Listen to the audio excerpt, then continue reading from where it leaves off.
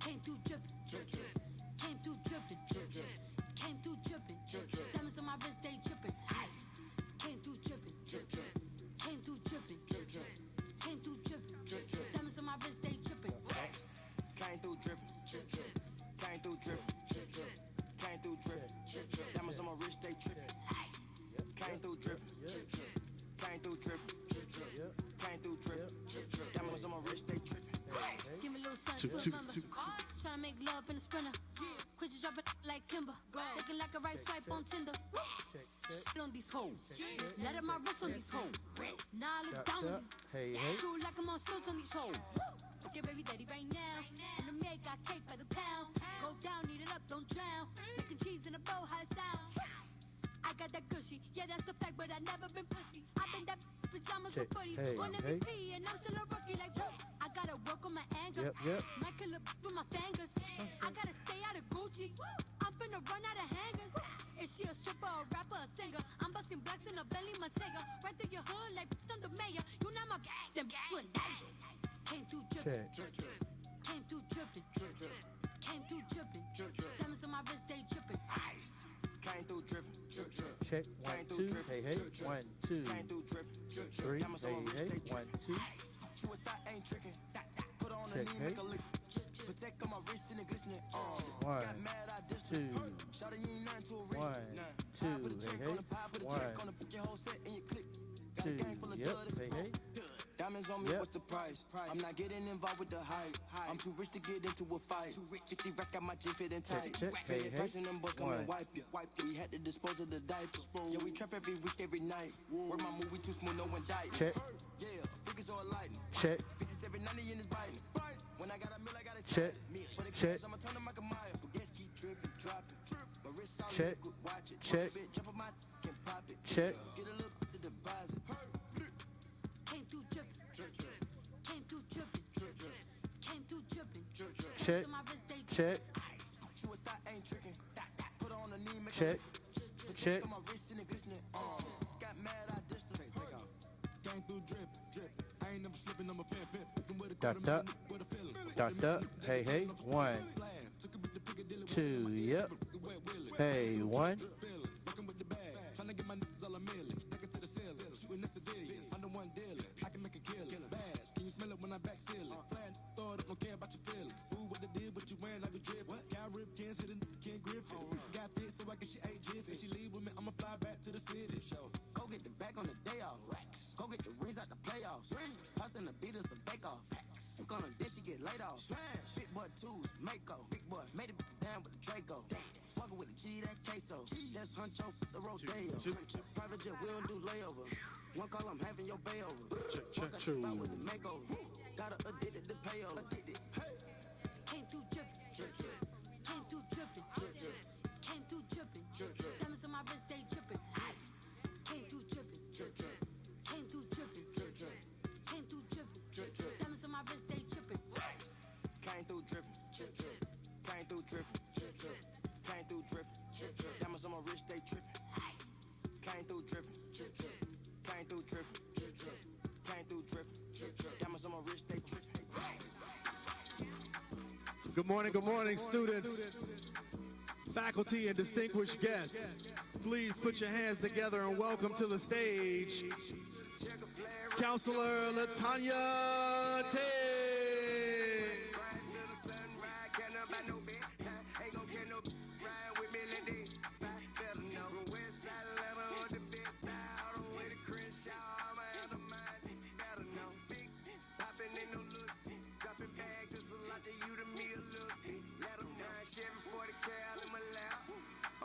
Real dope boys in the trap. The big yacht, all like a big shot. So much make me room for you.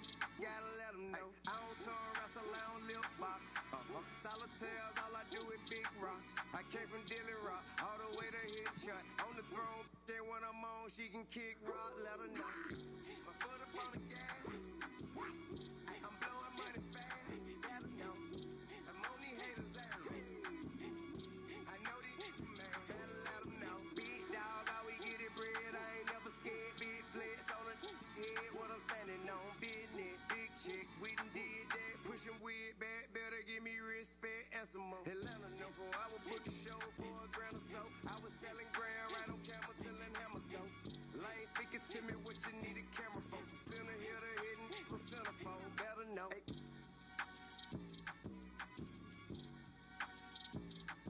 Once again, ladies and gentlemen, please welcome to the stage Counselor Latanya Tate. What up? 205 in Park. Get me gun, they won't pull over till I'm dead right. Ride till the sunrise, can't nobody no bedtime. Ain't gon' get no ride with me, let they fight, better know. From West Side Atlanta or the best style, all the way to Crenshaw, I'm out of mind, better know. Big poppin' in no look. What's up? What's up? Welcome to 205 in Park. I'm the writer and the producer of this show. I'm Pro Tem Councilwoman Latanya Tate. I'm so glad that you all are here today. We actually kicked this off in 2024, and so we bringing it back in 26. I do want to recognize the most beautiful lady that I get to serve with and serve the city council. I want to invite her up to this stage, and that is the president of the city council, President Wardeen T. Alexander. What it do? What y'all know about a superwoman? Hey, hey, hey. Oh boy. What y'all know about Supermodel. Fresh out of Elle magazine. Hey. All right, we're going to pass this mic off to President Wardeen Alexander. We have the pleasure of being the two ladies that's leading the Birmingham City Council and walking alongside Mayor Randall Wood. And I'm going to pass this mic off and let the president of the City Council have some words. Thank you so much. Hello, everybody. Hello, hello. Good be with you all. I want to thank Counselor, our pro tem, for this vision, her inspiration to bring this to you all and to bring this to the city of Birmingham. Thank you, Counselor Tate. It's a pleasure to serve with you. I'm so happy to see these young students today. Let's keep it real. But, hey, let's all be kind because we want to cheer them on this evening, right? But I'm grateful for all of the Birmingham City Schools represented here today. I see so many of you that I've seen in the past. You do a wonderful job. Thank you, Pro Tem Tate. Thank you, Madam President. Who do we have in the building? Where's Ramsey? Let's make some noise for Ramsey. Make some noise for these Winona Dragons. What about those Carver Rams? Huffman Vikings. Woo, y'all got something going on out here. What about those Woodlawn Colonels? Woo, and let's welcome our guests and our student body that's here. No. Let's be kind. Let's be kind. And I do see one of my other colleagues walking in, Councilwoman Crystal Smitherman. So let me just give y'all a little rundown. I'm going to be out y'all way in a minute. We want to thank our partners, the Birmingham City Council, Councilwoman Crystal Smitherman, Councilor Brian Gunn, Josh Vosser, Councilor Sonja Smith, Darrell O'Quinn, Clinton Woods, myself, President Pro Tem Alexander, and then we got to bring our other colleague in, Hunter Williams. But I'm excited also Commissioner Sheila Tyson for being a partner in this. And so we definitely, somebody's talking to me. J.O. Mustang. How I miss J.O. and they in my dick. J.O. Give it up for those Mustangs. But I'm going to get out of your way. I'm going to bring A.H. Parker High School. Oh my God, y'all listen. What I'm thundering hers at? Wow, listen, y'all. I'm sorry. I'm just come on now. Don't ready to get me after this. Listen, I'm going to bring up these two amazing hosts. We're going to bring up Maya Lovejoy from Huffman. Make some noise for Maya! We're going to bring up KJ Young from We Know High School. Make some noise for KJ. I'm out of your way. I am Pro Tem Councilwoman LaTanya Tate, and I'm going to pass this mic off to these hosts here. 205 Air Park, make some noise. Noise, everybody. My name is Maya, and I come from big Huffman High School. KJ, I come from We Know to Go Dragons. We would like to welcome everybody from 205 Ant Park. It's an event where we center all the students. Today's theme is Unfiltered, a real conversation with Birmingham future. But before we get into things, let's meet our other hosts. Hey guys, I'm back here. Turn around. Hey. Okay, hey, my name is Abigail Hardy. Remember the name and remember the face. Thank ya.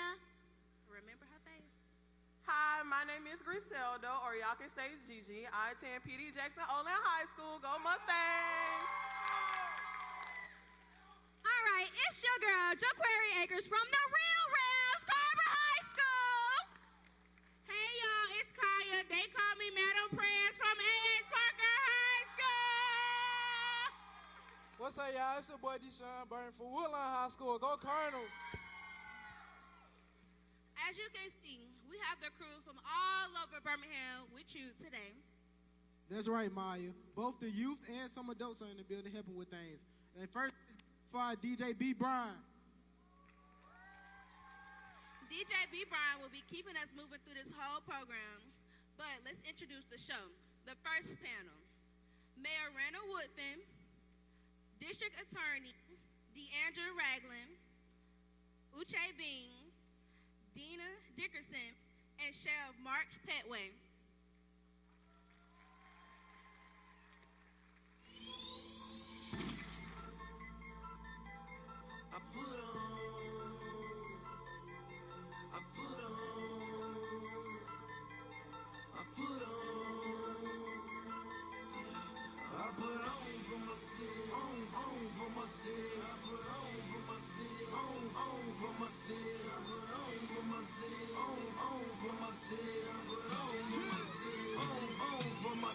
When they see me off in traffic, they say Jeezy on some other shit.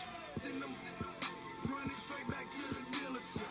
Me, I'm in my spaceship, that's right, I work for NASA. This 7H is not a fraud. Call that bitch my bodyguard. Call that bitch your bodyguard. Yeah, that's my bodyguard. Wear a lot of jewelry. Young don't do security. What's whiter than a napkin? Harder than a dinner plate. If you want it, come and get it. You know I stay super straight. Ran up in my spots and now I'm working out the Super 8. Know you're hungry. Come and get a super plate. Y'all sing happy birthday. Yeah, I got this super cake. 100-carat bracelet. I use it like some super bait. Hey everybody, it's Griselda here with KJ.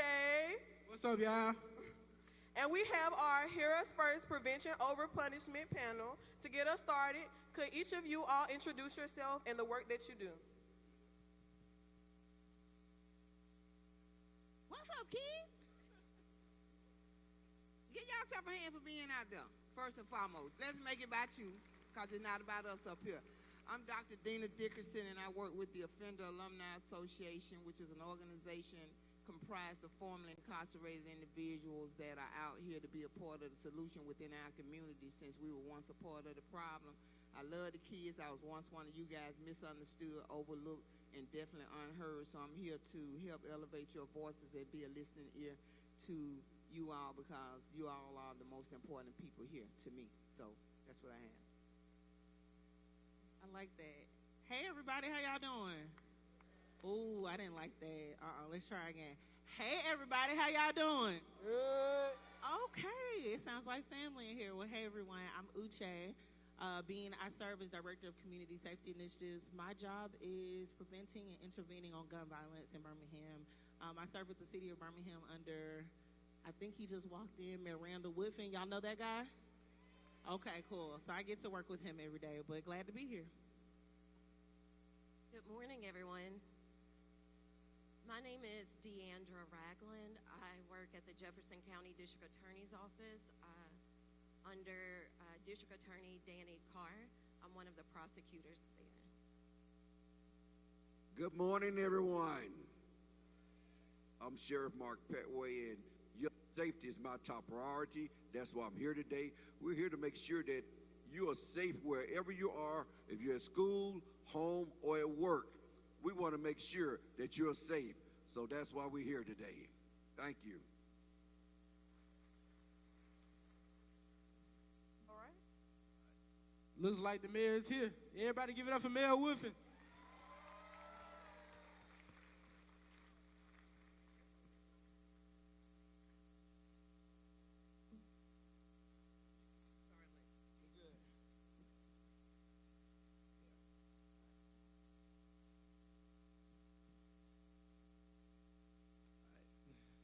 So today we got questions for y'all, and just get some answers. The first question I got. Okay, so how do you work with local business, and do you work with them to help grow the city? Question was, how do I work with other businesses to move the city? First of all, good morning, everybody. These lights are really, really bright, so I can't see your faces, but shout out to all of y'all for being here. Shout out to Birmingham City Schools, but a huge shout out to LaTonya Tate and for everybody for making this happen. It's good to see everybody here. Thanks for letting me crash the party. Underdressed, but clearly I'm trying to blend in with the young people here. As it relates to the job of working with other businesses to move the city, it's actually quite easy. I spend more time listening than talking because it's part of my job and responsibility to actually help those businesses. It turns out a municipal city government, part of our function is to support business, support their growth, support their ability to stay here, but also to make sure they're in the best position not only to take care of their client or customer, but it works for the city of Birmingham. So a plain way to say that is, in this room is a future entrepreneur if you're not an entrepreneur already. And at some point you gotta walk in off the street, walk in City Hall, request and ask for a business license to conduct your business in the city of Birmingham. Our job, one, is to make that process smooth for you. Two, make sure you're in the position to grow and be successful. And then three, to promote you. So that's the easiest answer. That's the best way we do it.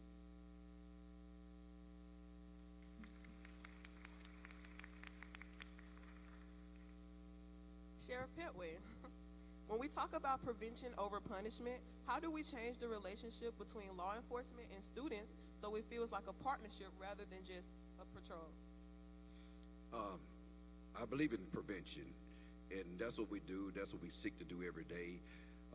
Tomorrow I'll be at the school, at Epic School, reading to the kids, making sure that they can read, learn, and dream big. We want to prevent that pipeline from school to prison. So that is a prevention effort right there. But also we provide prevention efforts through sporting activities. Our deputies, they provide sporting activities through baseball and basketball for our community to engage with the youth, to tear down any barriers that may be there between law enforcement and our deputies, to make sure that we're building a bridge through using sports with our deputies in the community to make sure that we have a line of communication. We can talk to them and find out what's going on in the communities, what's going on in the schools, what's going on, so we can make sure that we have a way to protect them from anything that's going on within their communities or in their schools. So we love to be on the preventive end, and that comes from having a line of communication, talking with them, and connecting with them. Thank you. Okay, Dr. D. For a student who is currently struggling or feels like they are down the wrong path, what is one resource available right now that provides a way out before punishment stage or before it even begins?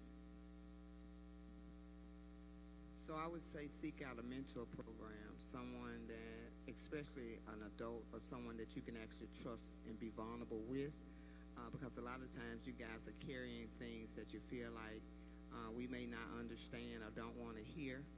And what we want you all to do and know that You are valuable in the things that you're going.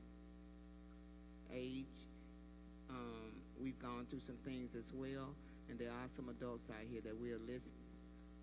So that's what I would say. So we have a program called Heroes in the Hood. We also are working with the mayor's office as it relates to community violence intervention. So I'll drop my number and all of my socials and stuff and just get you guys connected, because what I do understand is that everybody isn't for everybody, but everybody is for everybody, if that makes sense to you.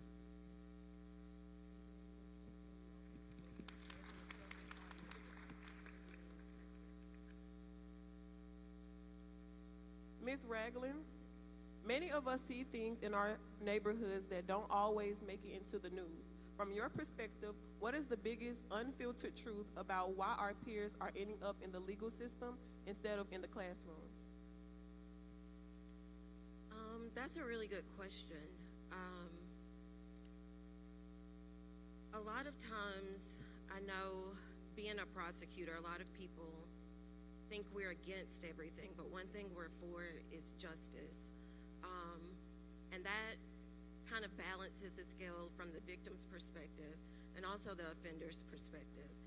And I know with DA Danny Carr, one of the programs that we have available is our RESET program, where we try to prevent the case as presented to the office from even entering into the court system, so long as you meet certain criteria. If this is your first time offense, we believe intervention programs like that help to prevent young people from entering into the court system, because statistics show that once you enter, you stay there.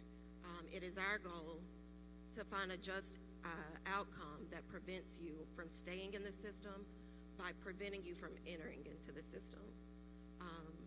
I think that that can help with things that are unseen in our neighborhoods.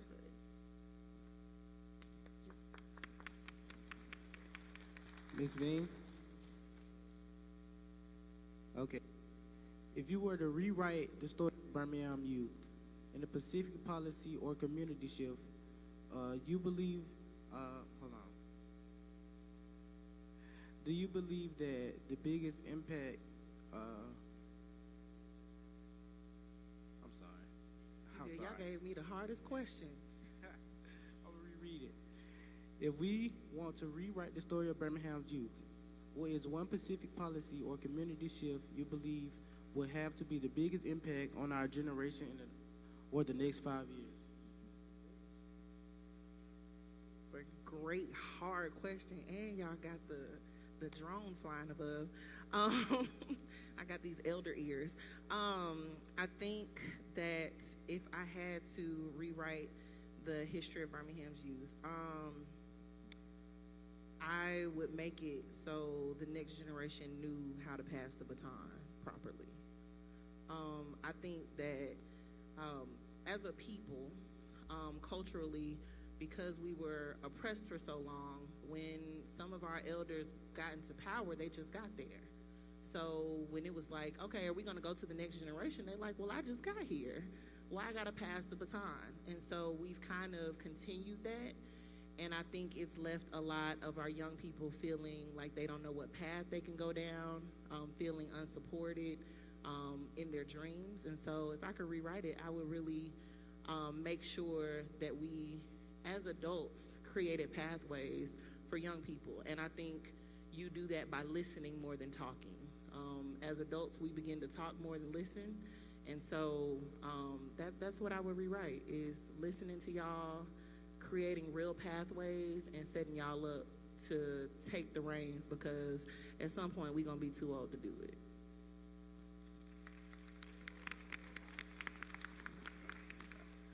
Now we're going to open things up for questions from the audience. Anybody got a question? Shy.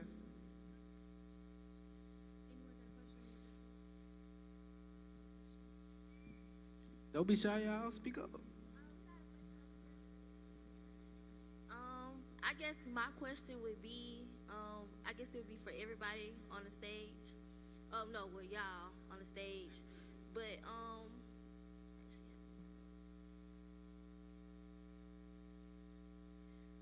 advice would you give to high school seniors in Birmingham that plans on staying in building their future in the city?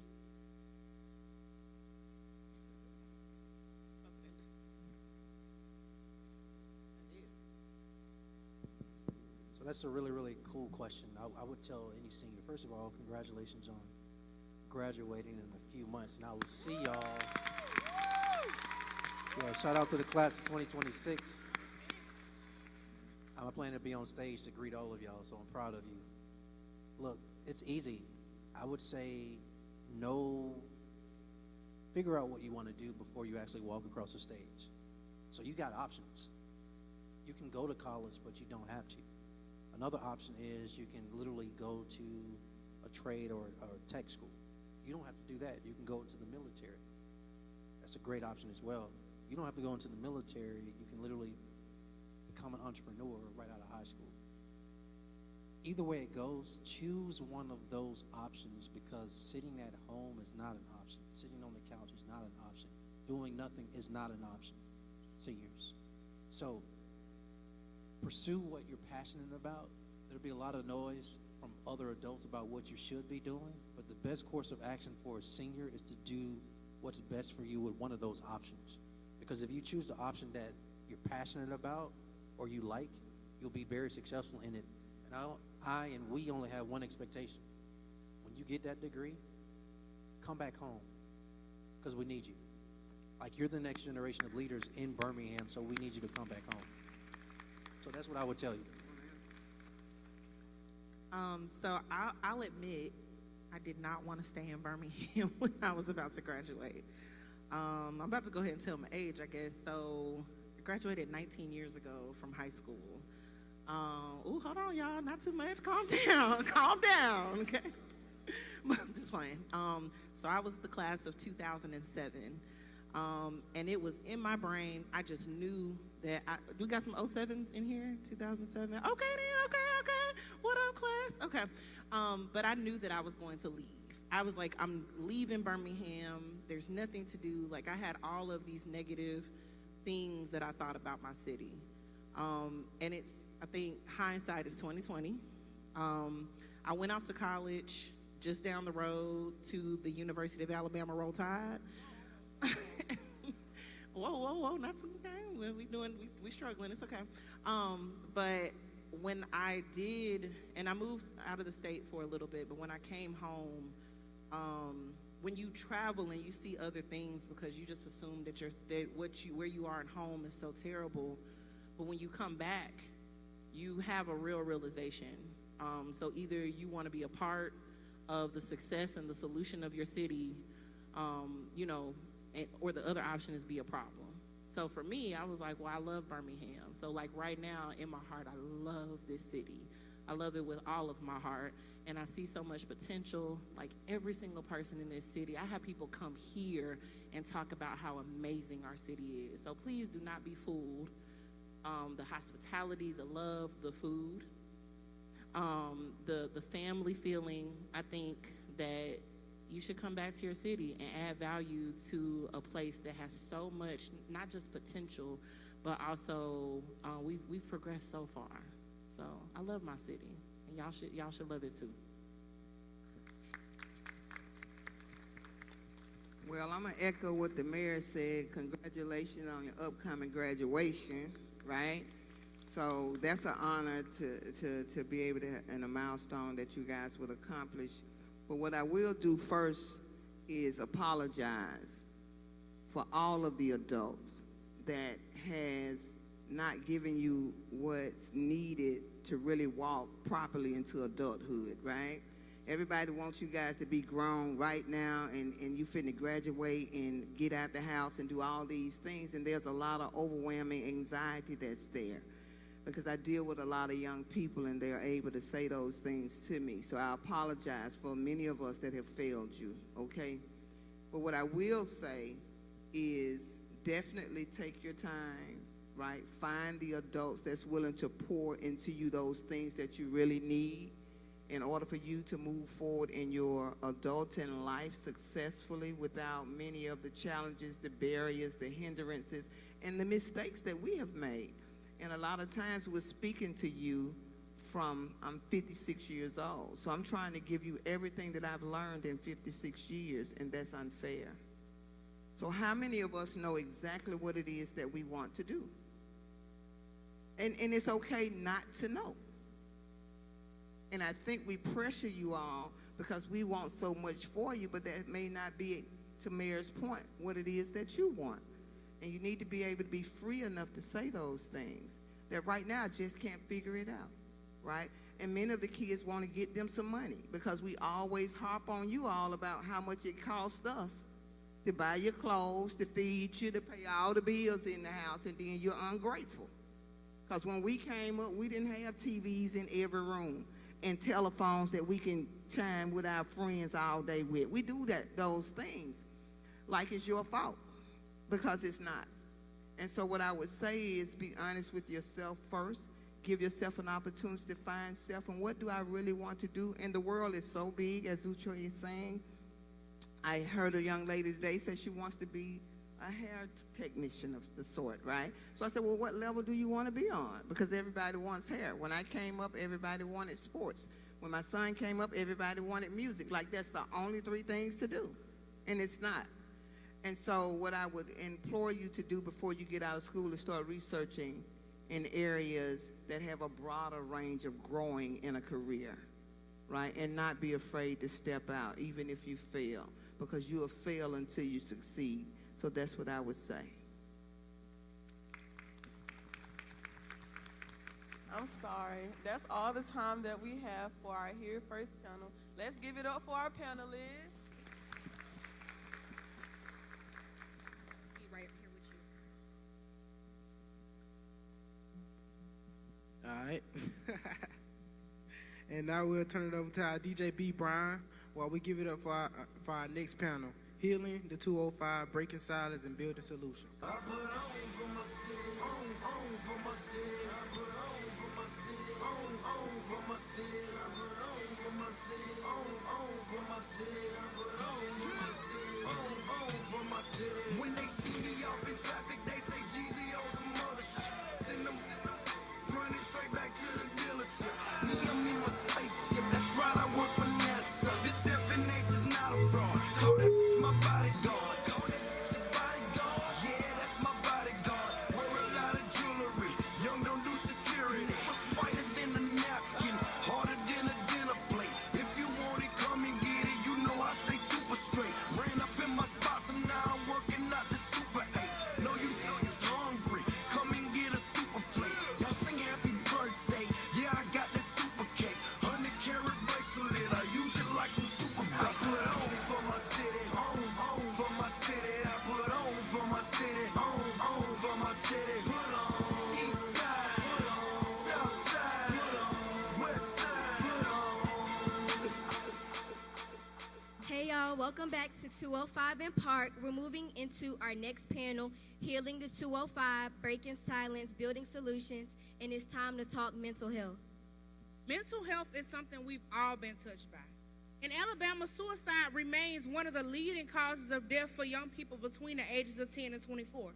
And nationally, 1 in 5 children experience mental health challenges, yet more than half never receive treatment. So let's chat with some mental health professionals on what we can do.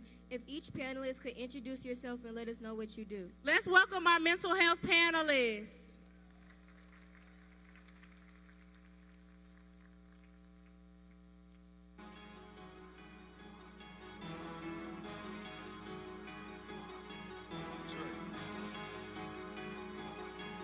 Trey. Yeah. Give it up for our panel.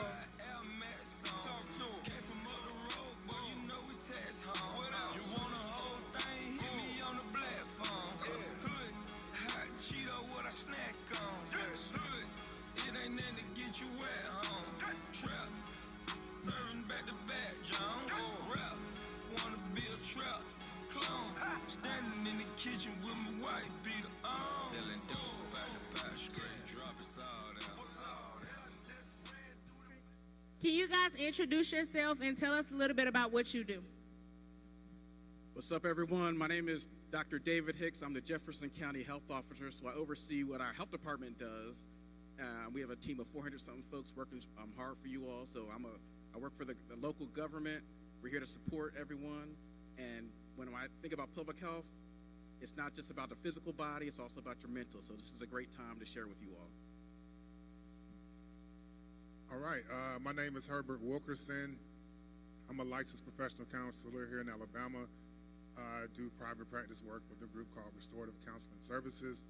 I'm also the Director of Student Mentorship and Leadership at UAB, where we work with students through mentorship programs and opportunities to lead and serve. And I'm excited to be here today. Good morning. My name is Ayula Mitchell, and I am new to Birmingham. I relocated here from San Francisco a year ago, and I have to say, y'all, I absolutely love it here. Hello. Y'all should clap it up for that. I am a healing practitioner. My practice is the National Healing Collective. I do trauma healing work with everybody. Circle modality is the way that I do healing work. In other words, we sit in circles and we build and we heal. And we actually have a good time doing it, believe it or not. And I'm looking forward to this panel. Good morning, everyone. My name is Dr. Eliza Bell, and I'm a licensed psychologist here, based out of Birmingham, Alabama. I currently am the Director of Psychological and Behavioral Services for our Alabama Department of Mental Health. And I also have a private practice where I see teens and families. I'm really passionate about healing our families and our communities. And so a lot of the work that I do in my practice centers around identifying where we can all come together as a village and support each other. Good morning. Hi, my name is Dr. Nadia Monique Johnson. I'm the founder and CEO of the Black Women's Mental Health Institute. It is beautiful to see y'all here today. Our organization does community health outreach, so we really teach people what mental health looks like and how to support it. We also do free counseling, so anyone you know, anyone, anywhere in the entire state of Alabama can come get free counseling from us. But we also have some really great fellowship programs and internship programs, including one for high school juniors or seniors. So if you have an interest in becoming a counselor, come see us. We'll get you into that fellowship internship program, and it comes with a nice little scholarship. I know y'all like that. What's up, everybody? Good morning. How y'all doing? My name is Shannon Estrin. I am a mental health clinician based out of Atlanta, Georgia. But I also travel to schools around the world, and I work with students, educators, and student athletes when it comes to mental health, social emotional learning. I work with individuals that have different superpowers, such as autism and things like that. So it's a pleasure to be here. I'm super excited to be on this amazing panel. Thank you. So my first question is for Dr. Bear. I want to know, how can we as teenagers take mental health more seriously, and how can you guys as adults learn to listen more instead of talk more when we actually talk about mental health? That's a great question, and I'm actually thankful that you're asking them, because just what you just said, how do we take it more seriously? You already are, and I'll tell you why. And then how can we as adults listen more? We need to listen more. We need to listen more. And so one of the things that we think about with knowing what our mental health is and how we recognize mental health is, one, starting with the adults. Do we know how when we're struggling? Do we know when we're stressed? Do we know how to manage things that come our way that are very difficult? And oftentimes we don't. And so it's really difficult then to see it in our kids sometimes. And so I think paying attention to our bodies, our minds, when we feel differently, when we're feeling, we're taught, what's the biggest emotion that you can show outwardly? Like, what are you good at showing? If I say, show me that you're happy, what would you do? You smile. And I'm like, oh, she's happy. Show me that you're angry. Oh, yeah, that face. She's showing me that she's angry. Those are the easiest emotions to show as an illustration. But if I asked you to show me when you're frustrated, what would you do? Show me when you're disappointed. Show me when you're jealous. Show me when you feel let down. Show me when you feel defeated or that you're not good enough. That's hard to express outward. It usually is a struggle that we deal with on the inside. And so I think learning the words to put with what we're experiencing. We're not always going to be happy or mad. Our parents expect for us to be up. And if we're not up, then we're down. There's a lot in between up and down, right? And so you're experiencing it, you're feeling it every day. And if anything, I'll tell you, your generation, y'all feel the feels. Y'all feel all the feelings. And so for that, I celebrate you for recognizing that you're going through a lot.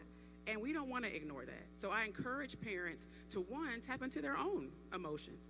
Recognize when they're feeling more than just up or down, because we definitely do that, right, parents? We have all the things between up and down.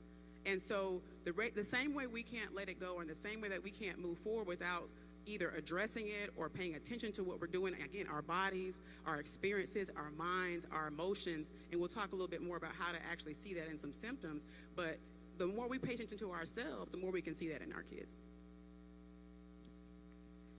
Okay. This question is for the full panel. How can our schools and churches stop being places where we feel judged and start being places where we feel safe enough to process our trauma?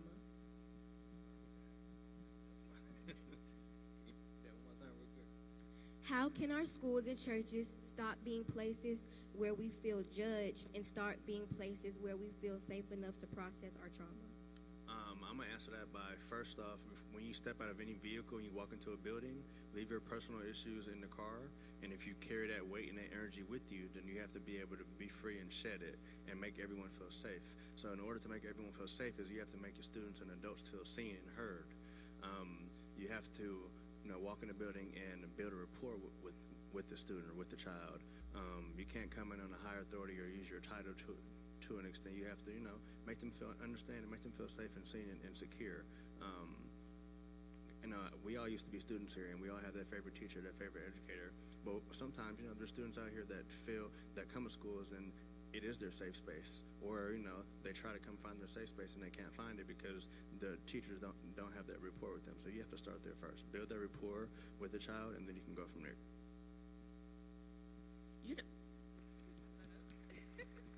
So something else I would say, how do you do that? That's a question for the adults, the teachers, the administrators, those folks that are in the room, is we need to remember how smart young people are. Y'all are super extra smart. You're the experts on your own lives, on your own emotions.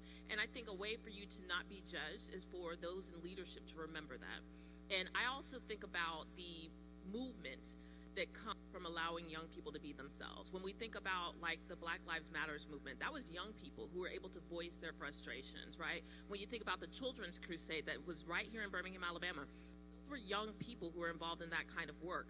Being involved and being able to express your frustrations, being able to talk about the things that you find challenging, to incorporate your feelings into the things that you're doing in the classroom is actually very healthy and can shift things. You can bring about change in that way.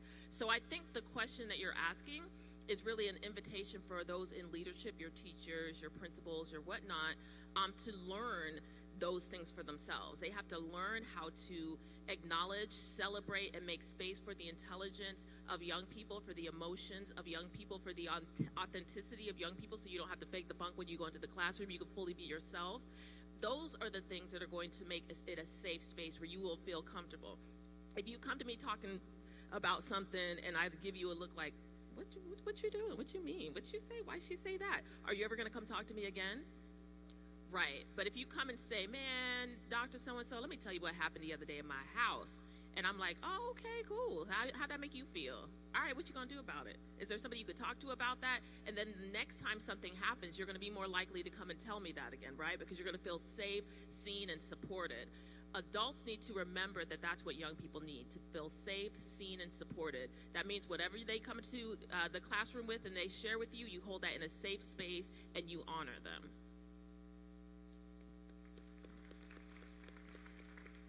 I'm big, and I'm sure many others up here are, big on just naming it, like calling it what it is. Just what you just said.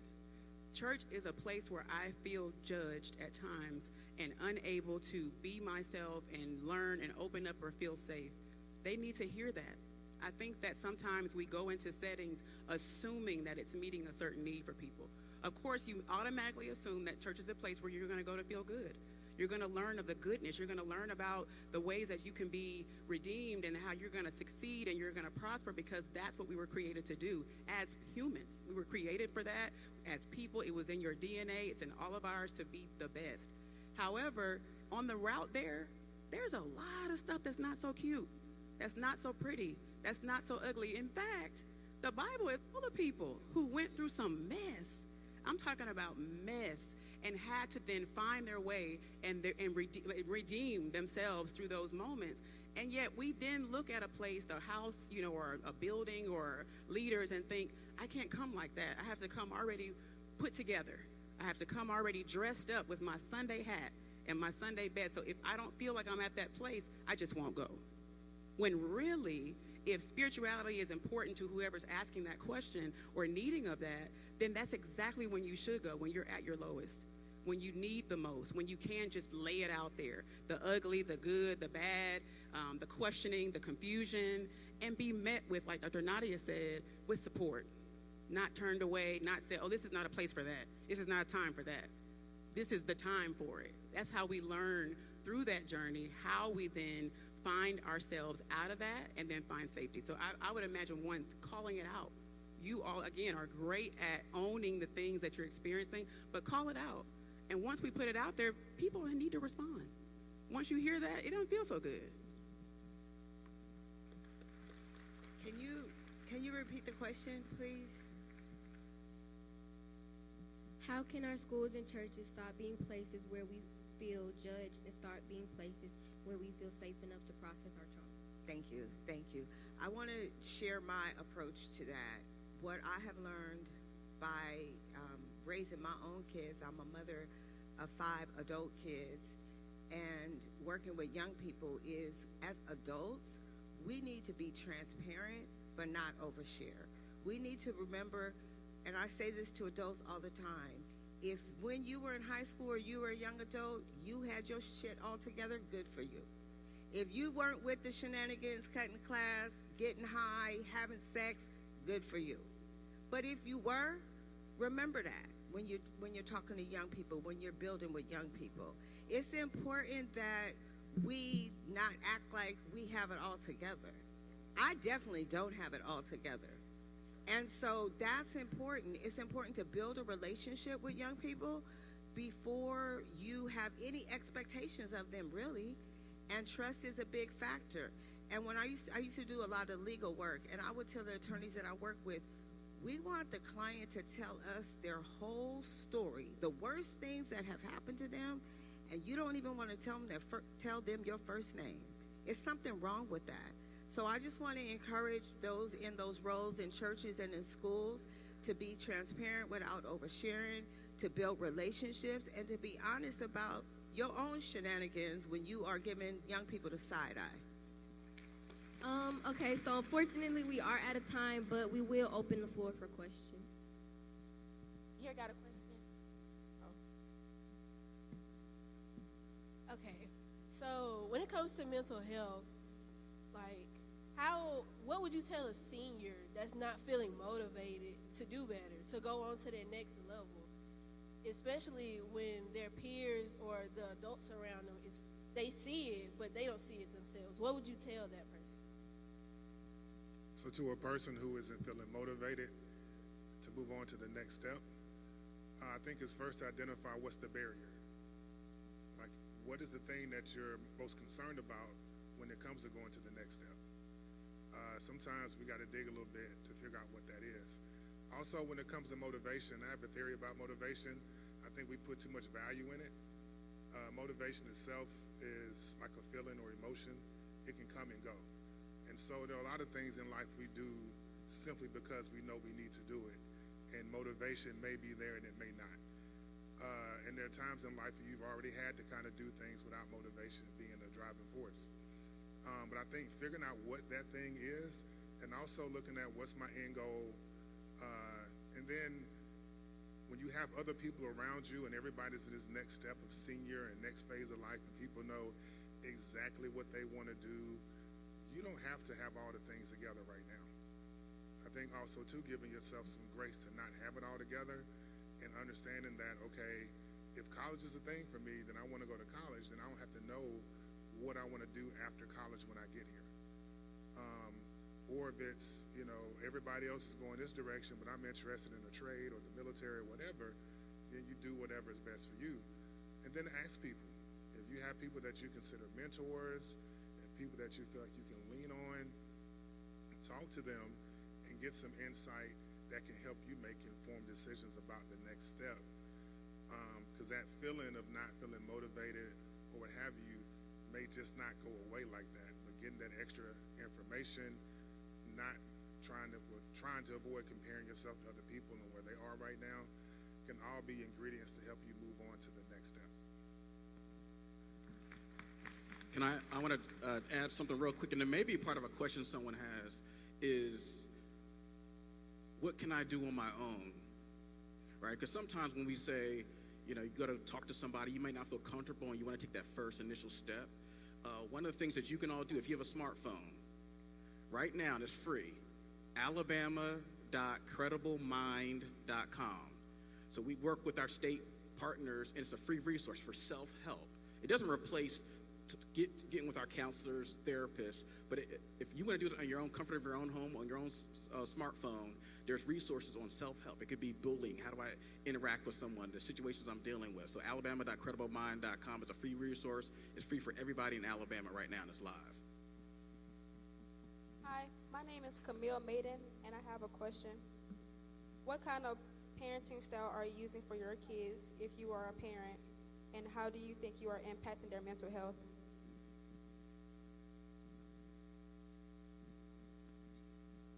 I think the question was, what kind of parenting style are we using with our children, and how does it affect their mental health?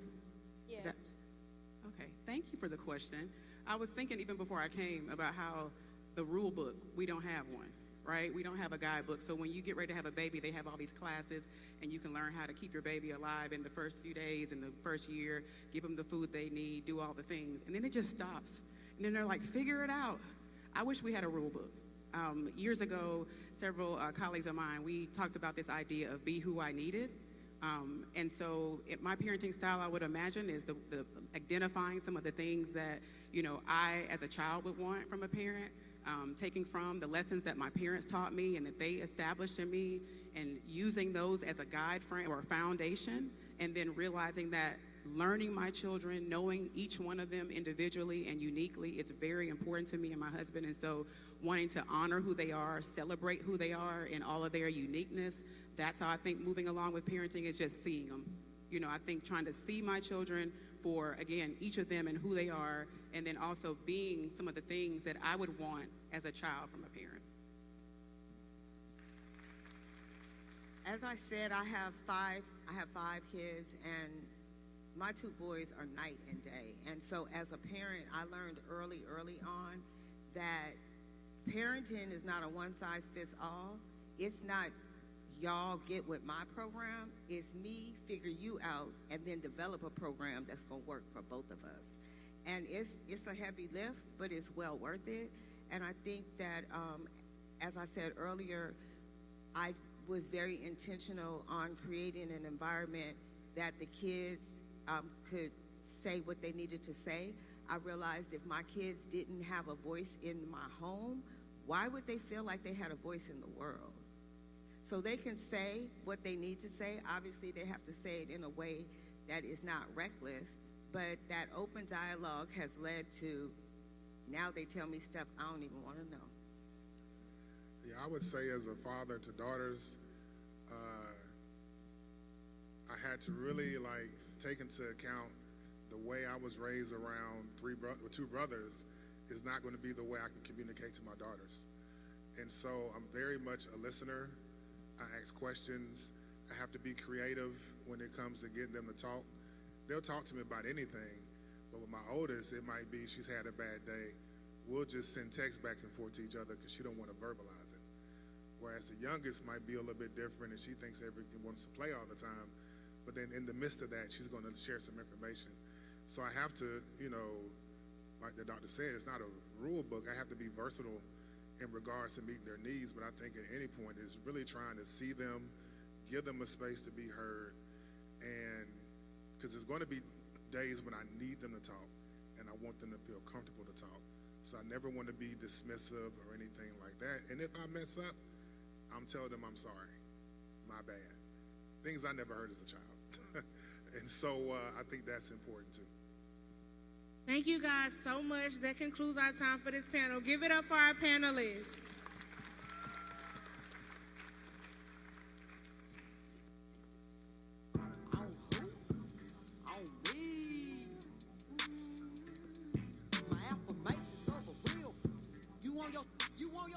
You the one, ain't nobody with you. Hype me up, hype me up, hype me up. I hype me up. I got 99 problems, but I got 100 reasons. If it rains, sleet, or snow, I'ma ball air season. Cause I gotta hype me up, hype me up, hype me up. I hype me up. Say I'm enough, even when it's tough. I can fall 1,000,000 times and I'm still getting up. Bull is for the bird, broke. It for the duck. Early bird get the worm first. Repeat after me, come up. I know I can. I know I can. Do what I wanna do. Do what I wanna do. If you don't believe in me, if you don't believe in me, I don't give a about you. Get your ass to the bag. I know I am. I know I am. No, I'm mother pressure. I'm mother pressure. It just take a little time. Had to come and set it down. Nothing more, nothing less. Teaching ain't like a professor. I am healthy. I am wealthy. I'm a mother dying. If it's for me, then it for me. What I tell them all the time. If you walk about my life, I just take it as a sign. 3 fingers to the sky. Told them read between the lines. Mental health is a serious topic, and there are multiple ways we can go about taking care of our mental health. One way I like to take care of myself is writing poetry and spoken word. And today we have a couple of spoken word performances for you. You say that where you at? I like, yeah, this guy. And so lame. Y'all supposed to be more hype for me. Like, yes, let's go. Oh my gosh. She write good poetry, guys. Great poetry. She does. All right, y'all. My name is Griselda, or you can call me Gigi. I am a senior at P.D. Jackson Olin High School. And today I have a spoken word piece for y'all titled He Asks What Is Poetry. I wrote it myself, so I hope y'all enjoy.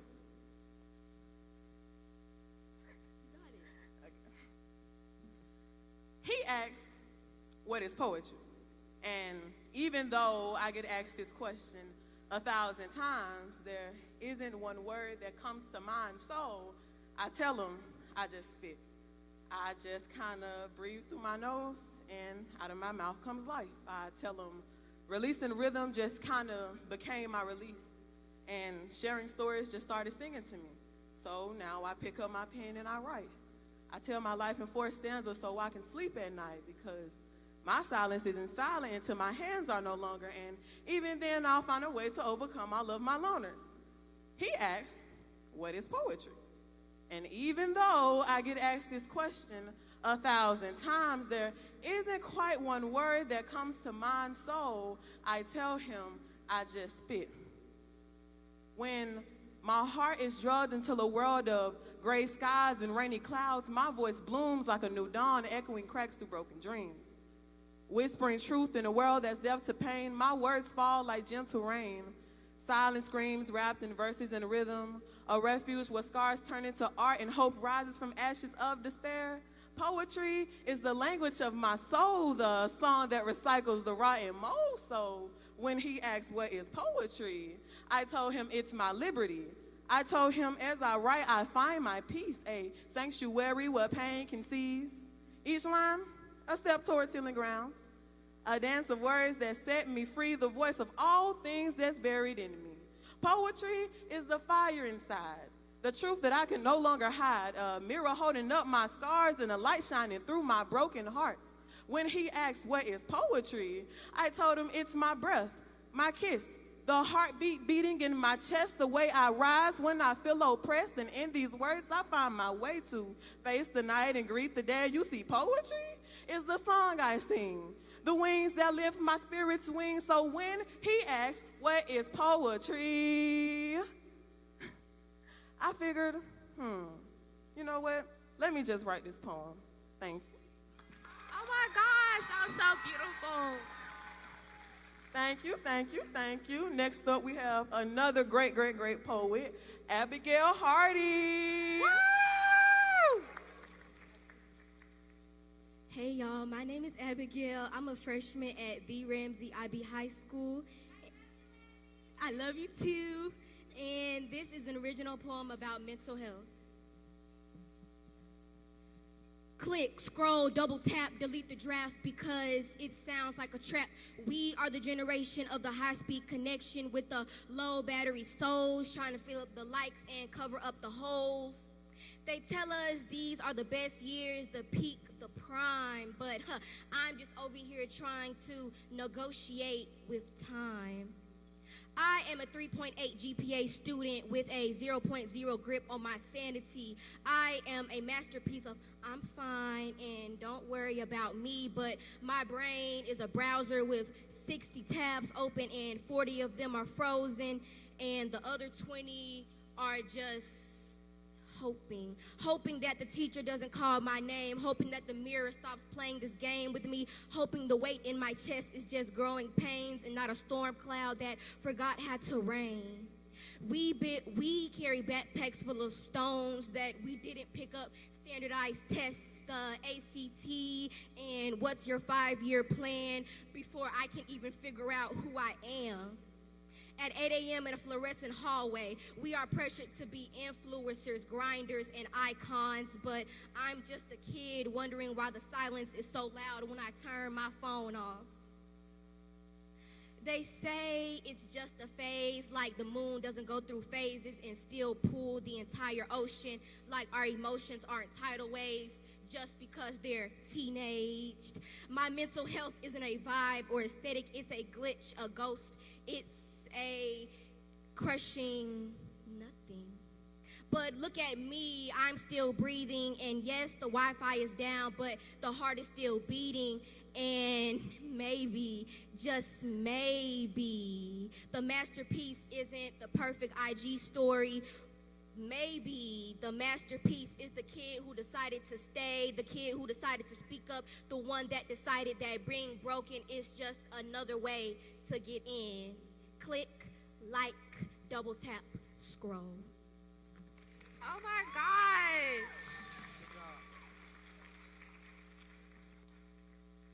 Give it up one more time for DJ and Abigail.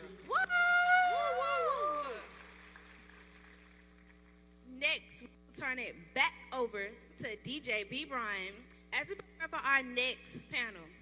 From platform to purpose, using influence the right way.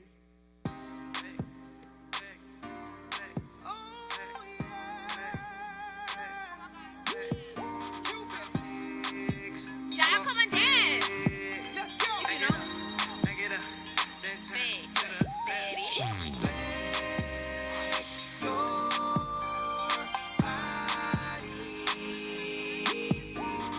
you're so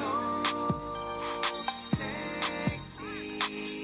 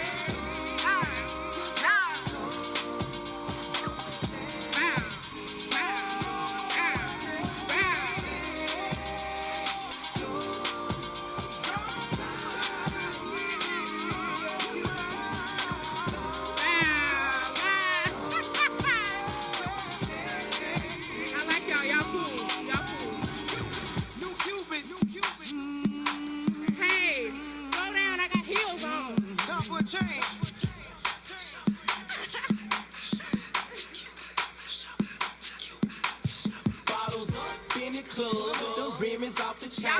Shuffle is a dance, grandma do it with her cane. DJ, they know my name. I'm beating down the block. Two step and go to shuffle, cause I got the block on lock. Yeah. We got a brand new dance. Okay, I think I'm getting it.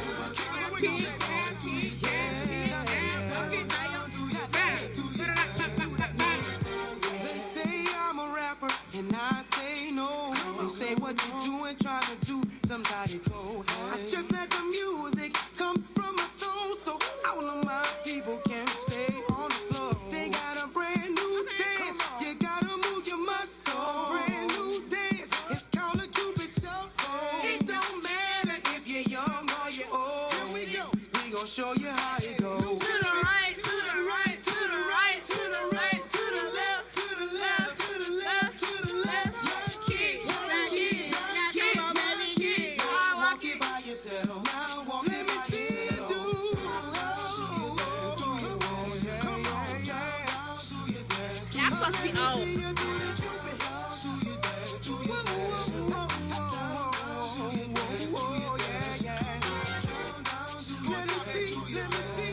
We taking y'all back to the cookout.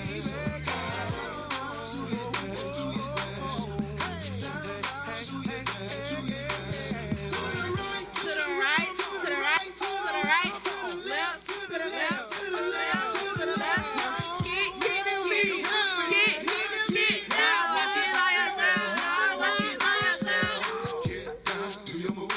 Look at him, brand new shoes. Shuffle with it, he too cool. Dancing like a fool. Down south, this is true. Kick off your shoes. You Nah, know y'all, I got get loose. Everybody move. It's so ain't no rules. Watch them do it, pick and choose. Walk it out like red or blue. Make them bring the evening news. We mad potato, we shake when we do. But you get down, down, do your dance. I'm dancing with you.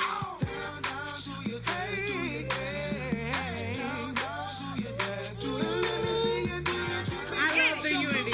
I love it.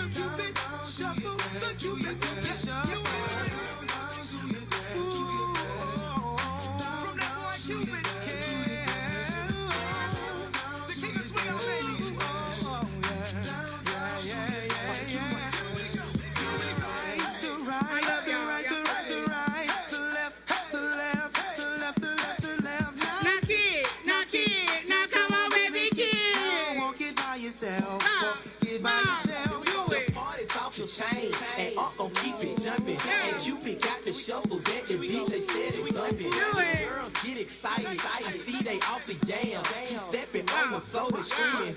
Now put your hands up. Hey, y'all gonna get y'all steps in today. When you gon' and walk it out. That's your last time, girl. We gon' got them getting jiggy. VSOP's what they sipping. Cupid Shuffle is the hustle, so everybody get with it. Go her, go her, go her. Go round, Go her, go her, go her. go round. Go her, go her, go her. Go her, go her, go her. Y'all in the back and we gotta come to the front and dance.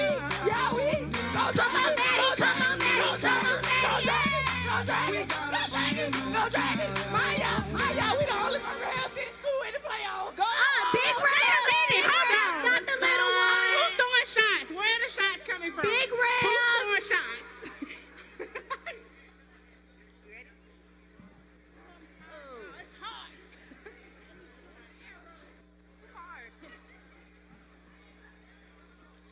I don't know if y'all know it, but Crystal Smitherman said Big Ram, so I think Big Ram. Anyways, I am from the illustrious Big A.H. Parker Ram. High School. Boo, Big Ram. The illustrious A.H. Parker High School. Big Ram. It's her fault. I know what y'all talking about. The real Rams? The real Rams. Make some noise. Boo, see? Wait. Hold on, I need the real Rams. Anyways, can I hear A.H. Parker High School? We the real Rams. We the real. Thank you, thank you. Hey, pop out to the game tonight. To the playoffs. All the Birmingham City Schools made it to the playoffs. This is Go our Dragons. football. This Go is- Dragons. Period.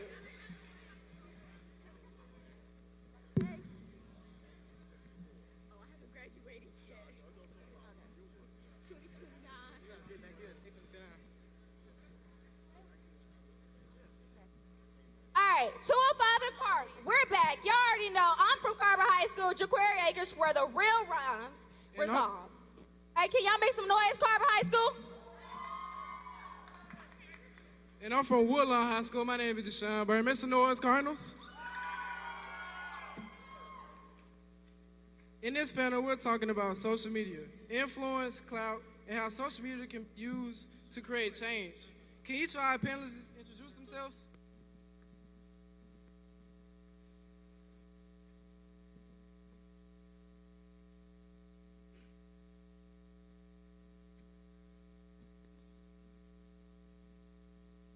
Where y'all at? Let's give it up for our panelists.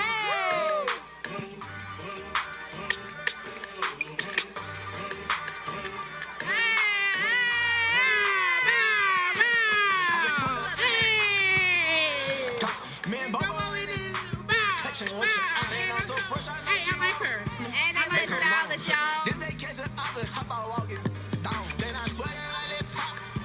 Wipe me down. I got that guap, they get you pop and leave your phone. I just came through. It ain't hard to tell that I got money. I just came through. Like, don't tell me nothing. I come from Nanglo. Rolex cost a Benz truck. Got my talk. Mention cost a high school. About time I turn my kids up. I been up.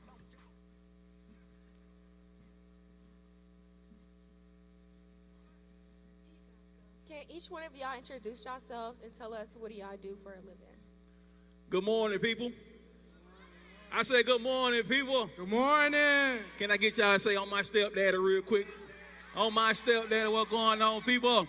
My name is Floster Mack. I'm a comedian here in the city. Shout out to the Dragons type, you know.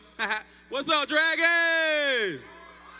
I do content, all that. If y'all want to follow me, just Google me, Floster Mack, and everything will pop up. You feel me? On my stepdaddy. What's up, y'all? What's up, cousins? What's up, y'all? My name is Ladarius L. Hutchinson. I'm an influencer here representing Big Carver High School.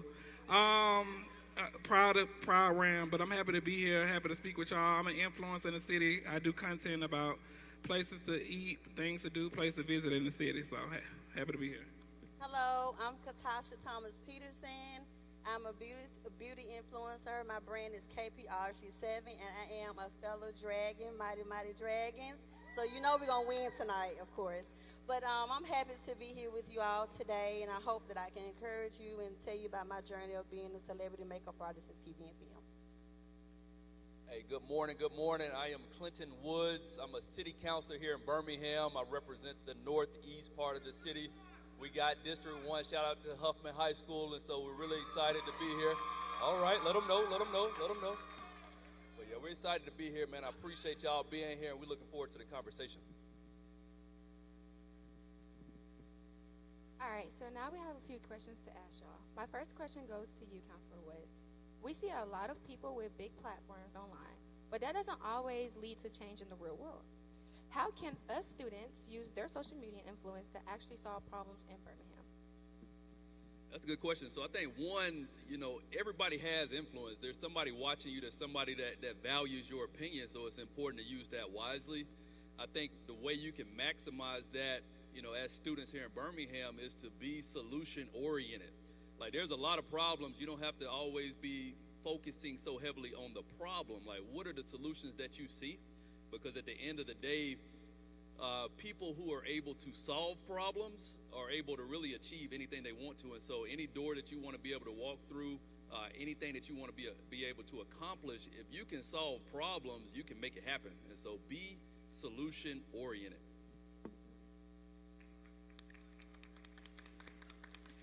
All right, this next question is for Ladarius. They say your network is your net worth. For a student in Birmingham who doesn't have a lot of connections, how do they start building a circle that pushes them towards their purpose? I think it's just about finding your community and also being around like-minded people. I remember when I first started as an influencer, it wasn't a lot of spaces for influencers. It wasn't a lot of rooms for us to go into. So I started to create those rooms for myself, and I started having influencer mixers and influencer events to promote that in the city, because when you look at cities like Atlanta or Houston, LA, different places like that. Influencing has been a thing for a long time. For Birmingham, it's one of those things that's kind of like growing and people are starting to learn about. So if you can't find your community, create your community, because that's what I did. All right. My next question goes back to you, Ladarius. You work with a lot of young leaders. What is the biggest mistake people make when they have a little bit of influence? How do you keep them from losing their purpose? Can you say that one more time? You work with a lot of young leaders. What is the biggest mistake people make when they have a little bit of influence, and how do you help them keep them from losing their purpose? I think the biggest mistake as an influencer is just to not be authentically yourself. When you become an influencer and you become like a character of who you think you're supposed to be, then that you lose. You never had your purpose, to be honest with you, to begin with. So I always tell people, young people that I work with or I'm around, just be authentically who you are, because people will fall in love with you, and you don't want to have to go on in your influencer career as someone that you're not. So just be genuine. Yeah. Councilor Woods, you are both an entrepreneur and a city leader. How does having a business mindset help you serve the people? Right, so that's good. So having a business mindset is very important to serving people, because at the end of the day, what people typically want is going back to problem. People have issues they want you to solve, and so when somebody brings you a problem, how do you get to that solution? And so business is largely similar, because ultimately you don't get paid unless you produce something. You don't get paid until you finish. You don't get paid because you showed up. And so having just that mindset to where you are all about productivity, not just activity, like what did you actually get done? And so that's always that's how I measure myself. You know, I'm not measuring of how much time I spent doing something. What did you produce? And so when you carry that same mindset of having to deliver a finished product to people, that's going to help you in serving, because one, when people bring you something, they're not just bringing you a problem to tell you about it. They're bringing it to you because they want you to fix it. And so in order to really get them satisfied, you have to be able to put together a plan and execute and actually solve the problem they bring you. All right, now this question goes to all four of you. It is, how do we build a personal brand that actually helps our community, rather than just making ourselves look good? Can you repeat the question one time? I couldn't hear you. How do we build a personal brand that actually helps our community, rather than just making ourselves look great? First of all, just be yourself. Nobody can be you. So in order for you to build on your brand and actually help others, they're focused on you. So if you have a big following, say me, Ladarius, or any, we have a big following. So anything that you do, people are going to see it every single day. So you got to be able to, like you said, build a community to where that it's positive. You know, whether it's funny, whether you're going to different restaurants or different places, find what helps you or find what can help others so that you can be able to build on whatever you're trying to build on. Always be yourself, because nobody can be you other than you. So continue to build on yourself, and also have somebody in your corner. If you got an influencer that you know, ask them questions. I don't mind answering questions. I don't, because I'm not a gatekeeper. I want to see the next person win, because if the next person win, I show them how to win, then they can show the next person, and it's a domino effect. So don't be a gatekeeper. Help the next person out, even with school or homework or anything like that. Help the next person so they can succeed the same way that you're trying to succeed. I mean, my tunnel, or the way I did my my platform, or, you know, you can't take the same route that I took, but you can take different things or tools that I've given you in order to help yourself, so you can be able to succeed and do more than what I've done. So that's what I say. That's good. I think for me, with my platform, I've just been very intentional. I don't think I understood what I was doing when I first started. This kind of just happened for me.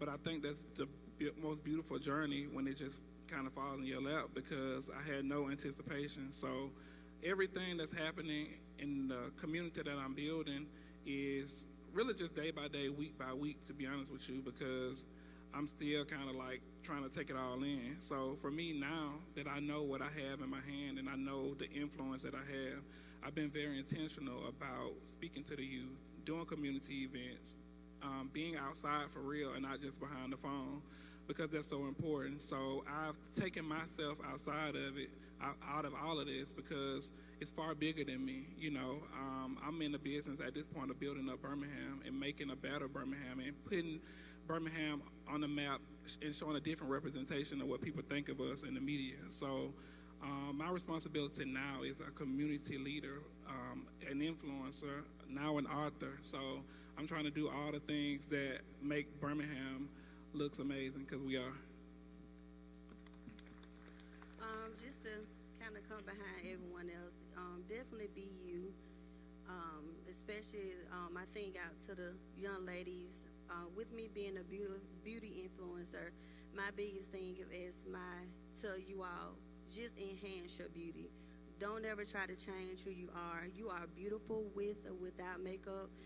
And I just love for every young lady to know that. My thing is, to me, as for my platform, yes, I do makeup and work in TV and film, but I'm here to encourage each and every one of you ladies to know, and everybody in the building, that you can do all things through Christ that strengthens you. Never give up on your dream.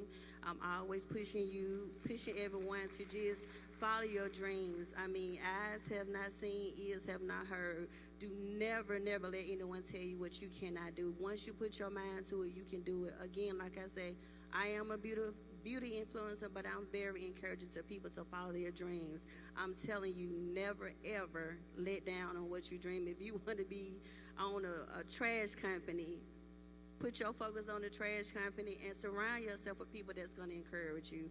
And just love you when no one else does. Love you and just stay positive, and just always know that, again, I do makeup. I want you to look beautiful as always, but just make sure that you don't focus on makeup being your thing, and that you really, in the sky's the limit for you all. Yeah, I would just add, I think, be genuine. I think people have kind of mentioned similar themes to that, but be genuine. The worst thing you can be is disingenuous as a person. Like, be the same person in every room you go in. Like, be yourself. That's literally the easiest thing to do. Like, be yourself, and like, no matter what you're doing, who you are, like, you have a platform. Like, as you grow and as you make more impact, your platform will grow. But go ahead and train yourself now to be genuine. Like, be the same person. Say what you feel. Don't try to be something else. Don't try to present in a certain way. Like, be yourself. And so that was the thing that I had overcome, because I never wanted to look like I was disingenuous. So I never really talked about the positive things I was doing. I always kind of didn't want to toot my own horn, and so I had to overcome that. But that was based off of just a desire to make sure I was genuine in everything I was doing. And so that's what I would really stress. But start now. Like, everybody up here, they're the same people they were before you knew them. Like, they just got more visible. And so focus on being genuine and really building from there. This is another question for all y'all. What is one unfiltered truth about the creative economy in Birmingham? Is there really enough room for all of us to succeed here, or do we have to leave the city to make it big? We all can succeed. It's enough room for us to do anything that we want to do. Just like Flossie said, don't be a gatekeeper. If you know it's something that's going on within your city, because Birmingham is growing. I mean, literally growing. I'm currently working a film right now in that film right across the street, and it's an opportunity for you all, for people to go out there and be working background and TV and film, just going out presenting yourself, networking. I'm telling y'all, Birmingham has so many opportunities here. It's all about networking. It's all about just getting in rooms where people are doing different events and just putting yourself out there. I was never a person. I used to be nervous about talking in front of people, so being in front of you all today is very encouraging to me. It's helping me get better and better to want to speak in front of people, because I've always been told that, you know, I do have a voice to encourage someone, so I'm trying to get better at that now. But just make sure you get out there and network. I'm telling you, hustle, get yourself out there. It's just so much Birmingham has, I'm telling you all, and there's so many opportunities. So just make sure you find out different networking events that goes on here in Birmingham. Sign up for anything. I mean, if it's even to volunteer, sign up for it. I'm telling you, I'm not gonna be long, but I'm gonna tell you a quick thing. My first thing, I worked for Tyler Perry Studios, and what people did not know, I was calling his studio for 6 months. And they would say, he's not hiring Click, he's not hiring Click. And I'm like, I'm a girl from Birmingham, Alabama. I'm never going to get into his studio. But one day I saw Beyonce wardrobe stylist. She was going to be in Atlanta. And so I just reached out. I emailed her and just kind of put myself out there and networked myself, told her what I did. And, of course, people would ask me, are you going to charge her? Are you going to charge her? And I'm like, no, because sometimes it's not all about the money. It's about getting into the rooms with people, showing yourself, letting them know that you're there for them. A lot of people like to know people are there for them, not for what they can do for them. So anyway, going forth, I did her makeup, and this guy was with her, and he was just saying how professional I was. And at the end of the night, I asked him, I asked him what did he do, and he was the casting director for Tyler Perry Studios. And he asked me, did I ever want to work there? And this man did not know I had been calling for 6 months. And just because I didn't go in greedy, I went in voluntarily and to do what I love, and the doors open, and it's been going from there.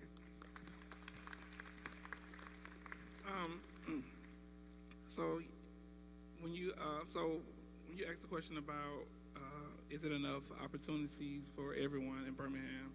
Absolutely. Like for me, I always say when you go to the grocery store, you see so many different bread companies on the aisle. Like it's so many different ones for you to choose from.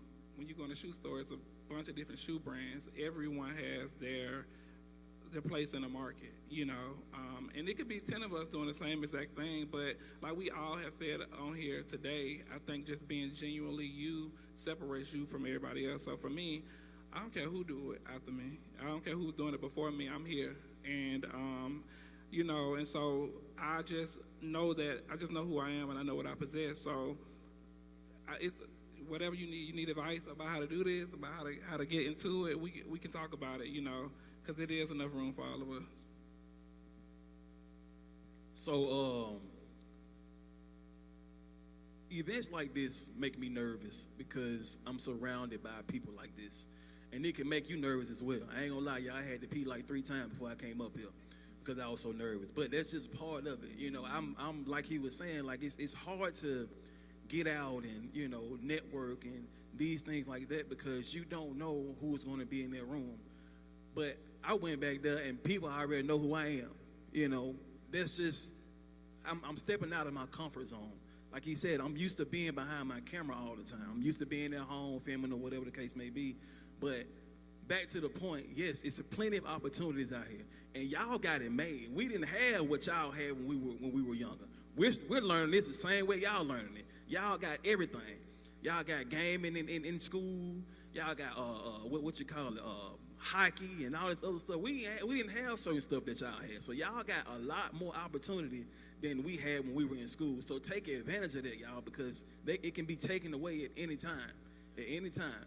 So my advice to y'all is to get on the ball right now. If you want to be an influencer, if you want to be in these type of rooms, go ahead and start now. And be consistent. That is the number one thing. Be consistent. It's not going to be easy, y'all. We didn't get here being easy. It didn't happen overnight. It's my 14th year doing this, and I just started popping off in 2019. I've been doing it for 14 years. Just don't stop. If this is something that you really want to do, y'all, don't play with it. Do not play with it. But God bless America. Amen. I think just to put a bow on it, from my perspective, I think focus on adding value. Like it's not a scarcity situation. There is a lot of opportunity, and even when there is, if you add enough value, you will create room for yourself. And so don't be, like she said, don't be so focused on what can you get out of every single thing. Like I've done so many things for free just to get the opportunity to do it, because you get to prove that you can add value. Like everything's about can you add value, and so everybody's gonna get an opportunity. Take advantage of the time you have to grow and develop and be the best version of yourself that you can be. Like the worst thing that you could possibly do is push and fight for opportunity and get the opportunity and not be ready for it. And so focus on being the best version of you that you can be, and focus on adding value. All right, thank you. Now we're going to open the floor for questions. Do anyone have questions out here or up here? Right here.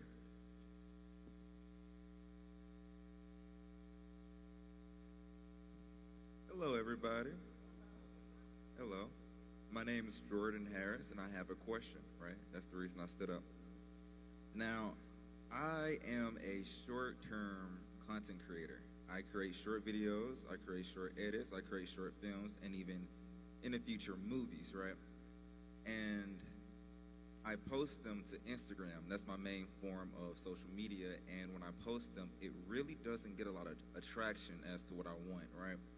And I know that the common answer to this is that you shouldn't care about how much attraction you get. And to that, I feel like it's a lie, to me at least, right? Because I get really excited, I get really hyper when somebody likes my content. Like, it's so crazy that a individual, just like him, just like her, anybody likes me, likes my stuff, but it doesn't get the attraction I want. And imagine being 6 foot, handsome, tall, dark, like me, right? Trying to be a model, and then you don't get a lot of attraction. It's like wasted potential. It's like if Steph Curry never entered the NBA, it's like, what are you doing?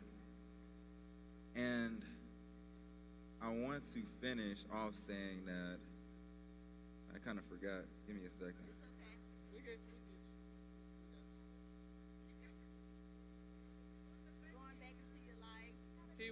Oh, my likes. Yeah. Oh, I get nervous. I get really nervous when people don't like what I put out. And I see a lot of individuals steal content. They do some silly dance, right? And they have some silly text underneath or above, and it's real stupid because it's stolen, copied over and over again, and they get millions of likes, right? I have a friend, I'm not gonna say any names.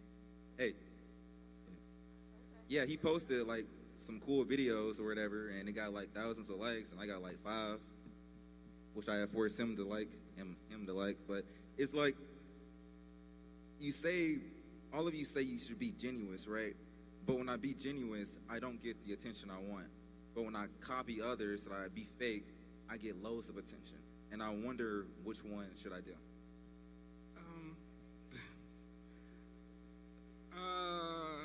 So I think that I'm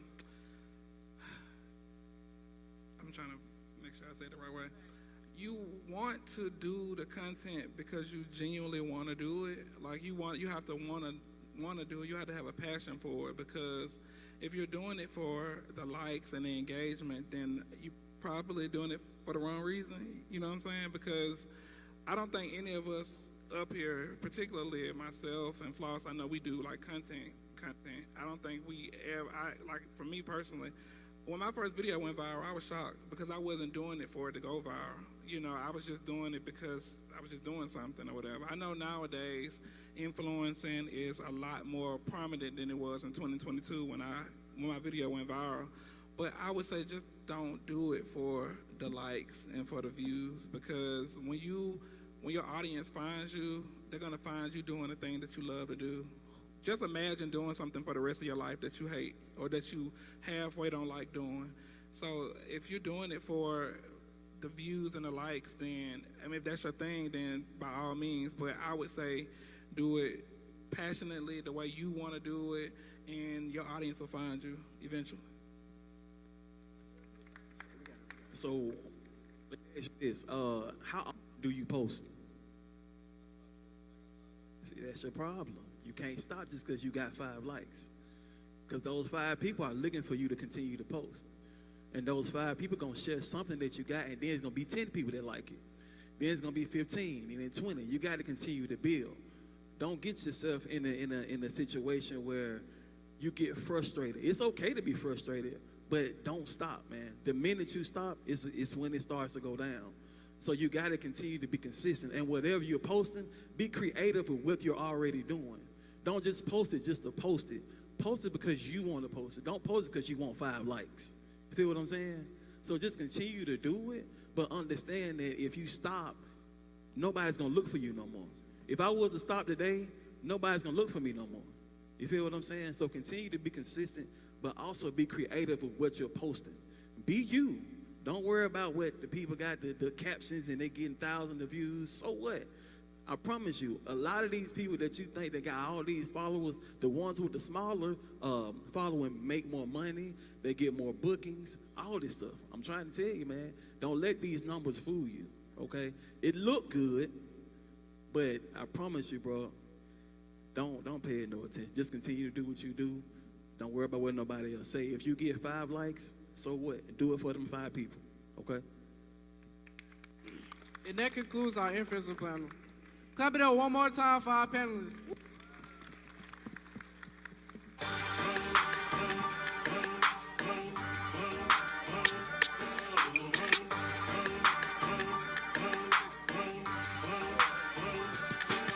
I just put up in that. Me and Bobo in it. Catching what you and I'm so fresh, I know she wanna me. Bake on on. This day catch it up and hop out, walk it down. Then I swaggin' like that top. Wipe me down. I got that guap, they get you popped and leave you found. I just came through. It ain't hard to tell that I got money. I just came through. Like, don't tell me nothing, I come from Nanglo. Rolex cost a Benz truck. Got my tuck. Mention cost a high school. About time I turn my kids up, I been up. Don't give a heard I bust this friend up. Go ask about me, I'm diving 556, lift his chin up. Flexing, try to stick it, take it. Bing, bow, bow, bow. Stop all that holding me. Trolling all y'all extra like some to me. Put this up on him, bring straight punch if he think that he gon' roll on me. Yeah, I been chill out, maze, I been in my bag, I been showing my dead. All 13 middle J's, I had poke. She had told me they got polished, clean that with Gucci rags. He got next while I was down, now I'm out and that's it. We might catch him in the lobby, bro, gon' pop out with a mask. Tell my daddy that I say this too fast. Put that, can't act like that, they just see me and her. I just put up in that. Me and Bobo in it. Catching what you and I'm so fresh, I know she wanna me. Bake on on. This day catch it up and hop out, walk it down. Then I swaggin' like that top. Wipe me down. I got that guap, they get you popped and leave you found. I just came through. It ain't hard to tell that I got money. I just came through. Like, don't tell me nothing, I come from nothing, baby.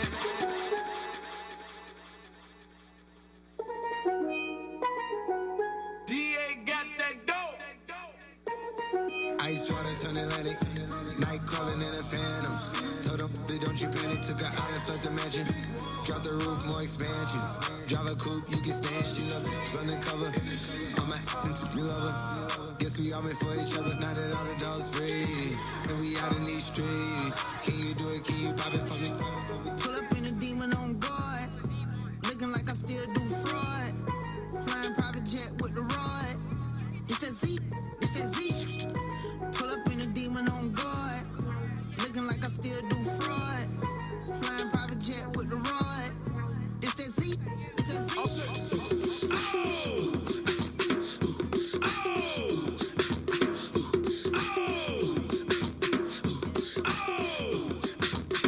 All the shorties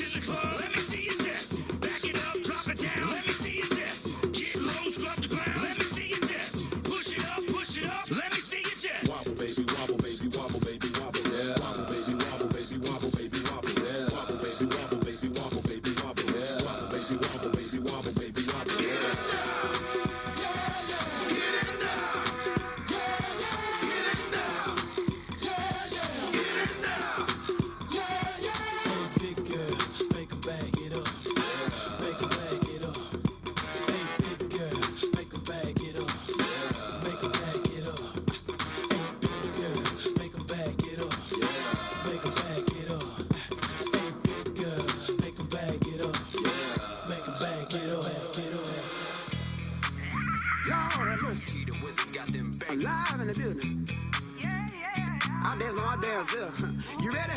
Where them fans at? Where them fans at? Where them fans at? Hit me one time. Oh, oh, oh, oh, oh, I got my boots on the ground. Yeah. Oh, oh, oh, oh, oh, I got my boots on the ground. Where the fans at? Get up by your seat. Let your body move. Cowboys and cowgirls, they're feeling the groove. Sipping on moonshine, fire barrel rolling. I'ma get behind that thing, girl, and roll it, roll it, roll it, roll it. Oh, oh, oh, oh. Come on, let's go. What my audience participation? Where my fans at? All right, y'all. Y'all having a good time? Make some noise if you having a great time. The boots on the ground there. We gon' get it up. Everybody's dancing to that juke. Listen, I know, now look, I know y'all know how to do this. Go twins, go twins, go twins. Bow, bow, bow. Hey, we got our boots on the ground. Where them fans at? I see you back here in the ground. Y'all want to see some cool tennis shoes? Boots on the ground. Parker, Carver, I do y'all. See my boots on the ground. Kicking up some dust. Wait a minute now, where them fans at? Custom made. Where my fans at? Hey, Boots on the ground. Make some noise in the building. Let me get the parking thundering herd to stand to your feet and make some noise for 205 in Park. What about my Woodlawn Colonels? Y'all got to stand to your feet. When I call your name, stand to your feet. What my Woodlawn Colonels? Where my Huffman Vikings? Man, Huffman running this show. What them Carver Rams at?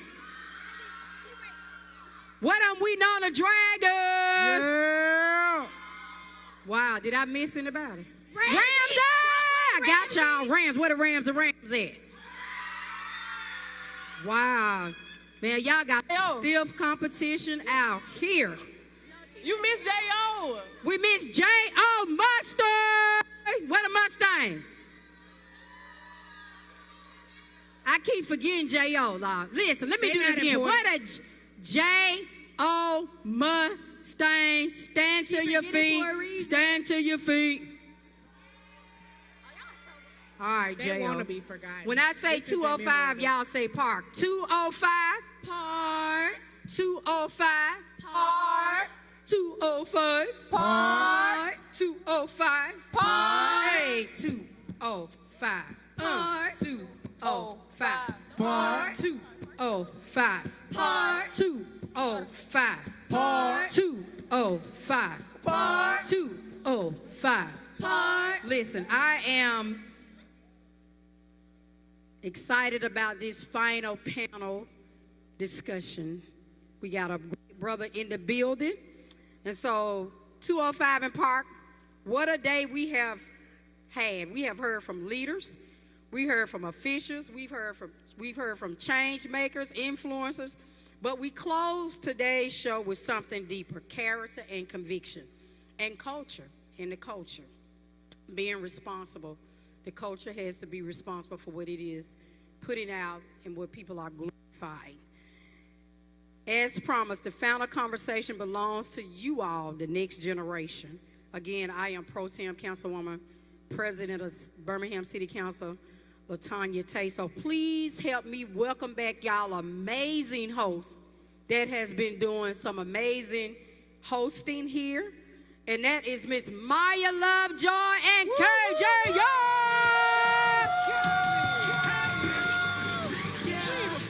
All I do is win, win, win, no matter what. Got money on my mind, I can never 205 Park, make some noise.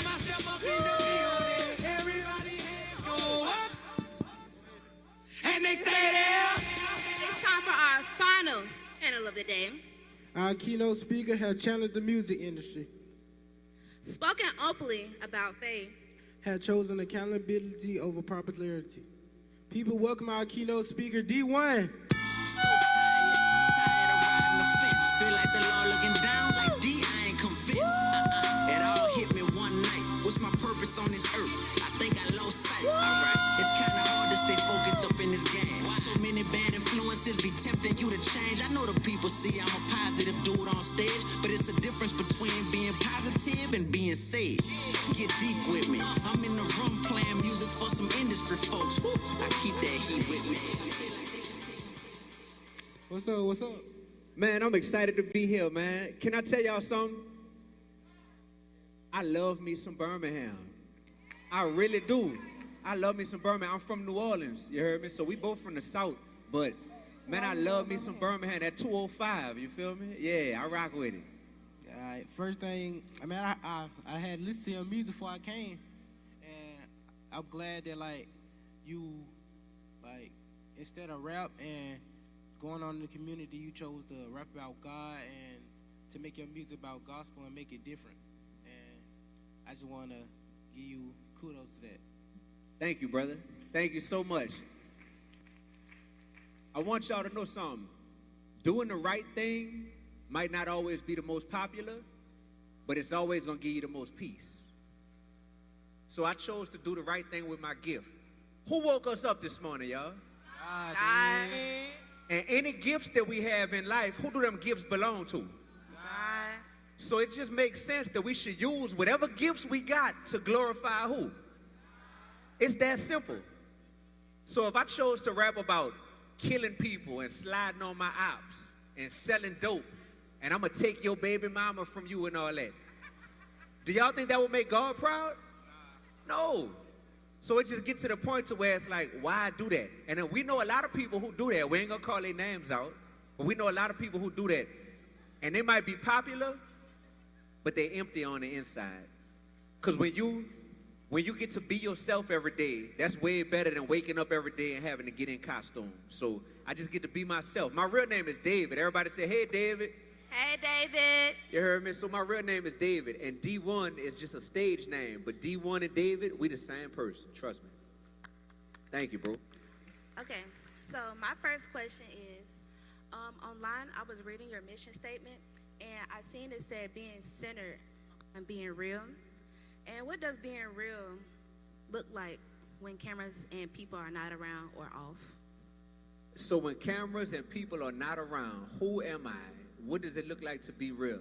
Being real means that I try my absolute best to be the same person on camera that I am off camera. Because that's a word called integrity. Y'all know it's a lot of people, they'll stand for something when the camera's rolling, but then as soon as them cameras go off, they go in, they the opposite way than what they are on camera. And I never wanted to be like that, because I realized that just because the camera's not on, God don't never sleep. So God is always looking at you, even behind closed doors, right? And I'm just, I'm not that pressed to have to impress anybody. If I got to impress you by being a lower version of who I know God called me to be, then me and you not meant to be friends. I don't want everybody to be my fan, by the way. If the only way you'll be my fan is if I have to be somebody else than who I am, then you wasn't meant to be my fan. If the only way you'll be my friend is if I be a more ratchet, sinful, dumbed down version than who I was called to be, then you're not meant to be my friend. I want to be around people that pull the best out of me. And the fact that y'all are teenagers, y'all are in school, and y'all woke up today and y'all was selected to come here, this is meant to change y'all perspective for the rest of y'all life. The fact that y'all are here, y'all not sleeping, I don't see nobody on their cell phone, that right there, that's motivation. That means y'all want a better life. So that motivates me to show up and turn up. You heard me? Straight up. All right. Faith is a big part of your life. In music, how do you navigate the music industry, which can be very dark, without losing light in your connection to God? So the music industry is a place that will test whatever you say you stand for. If you say you a gangster, then the music industry gonna say, all right, you rapping all them lyrics. It's only a matter of time before somebody come pull up on you and see if you really about that life. How many of y'all can name a rapper that has been murdered that is no longer here anymore? Raise your hand. This is supposed to be music, y'all, but this stuff is turning into real people getting killed. How many of y'all can name a rapper that's popular with y'all generation that has served time in jail? Raise your hand. This is not just, yo, at a certain point, you got to realize it ain't just music no more. There's a scripture in the Bible that says there's life and death in the power of the tongue. So that means what you speak has the ability to become your reality. So when I get in the music industry, people don't recognize that I already knew my purpose before I stepped in that door. I was a middle school teacher before I ever became a rapper. How many of y'all knew that? Yeah, I was a middle school teacher, yeah. Matter of fact, I'm gonna tell y'all who I taught. Y'all ever heard of Fred O'Bang? I was his middle school teacher. I FaceTime Frederick right now. That's Frederick Givens, you heard me? That's my little student, literally. Y'all ever heard of Funny Mike? Yeah, he went to the school where I taught middle school at, you feel me? So I was doing this before I became a rapper. The reason why I wanted to become a rapper, little brother, is because I realized that my students was memorizing the lyrics to their favorite rap songs. Boosie, Kevin Gates, Youngboy, Fredo. They was memorizing lyrics to their favorite rap songs before they would memorize the math that I was trying to teach them every day. So I was like, dang, what if I could have the heart of a teacher? Shout out to all the teachers in the building. Shout out to all the educators out here. Yeah. What if I could have the heart of a teacher, but the platform of a rapper? So now I can have the influence and the popularity, but I'm not going to be spitting the same message that a lot of these rappers are putting out there.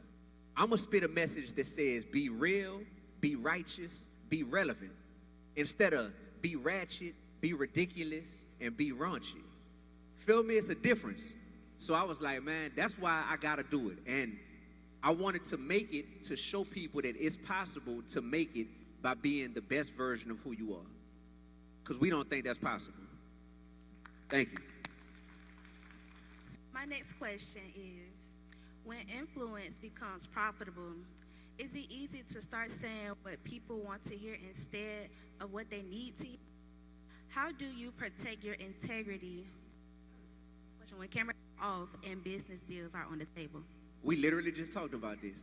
Okay, so then my next question is... Oh, I'm going to still answer because that first part of that question was powerful. How do you give people what they...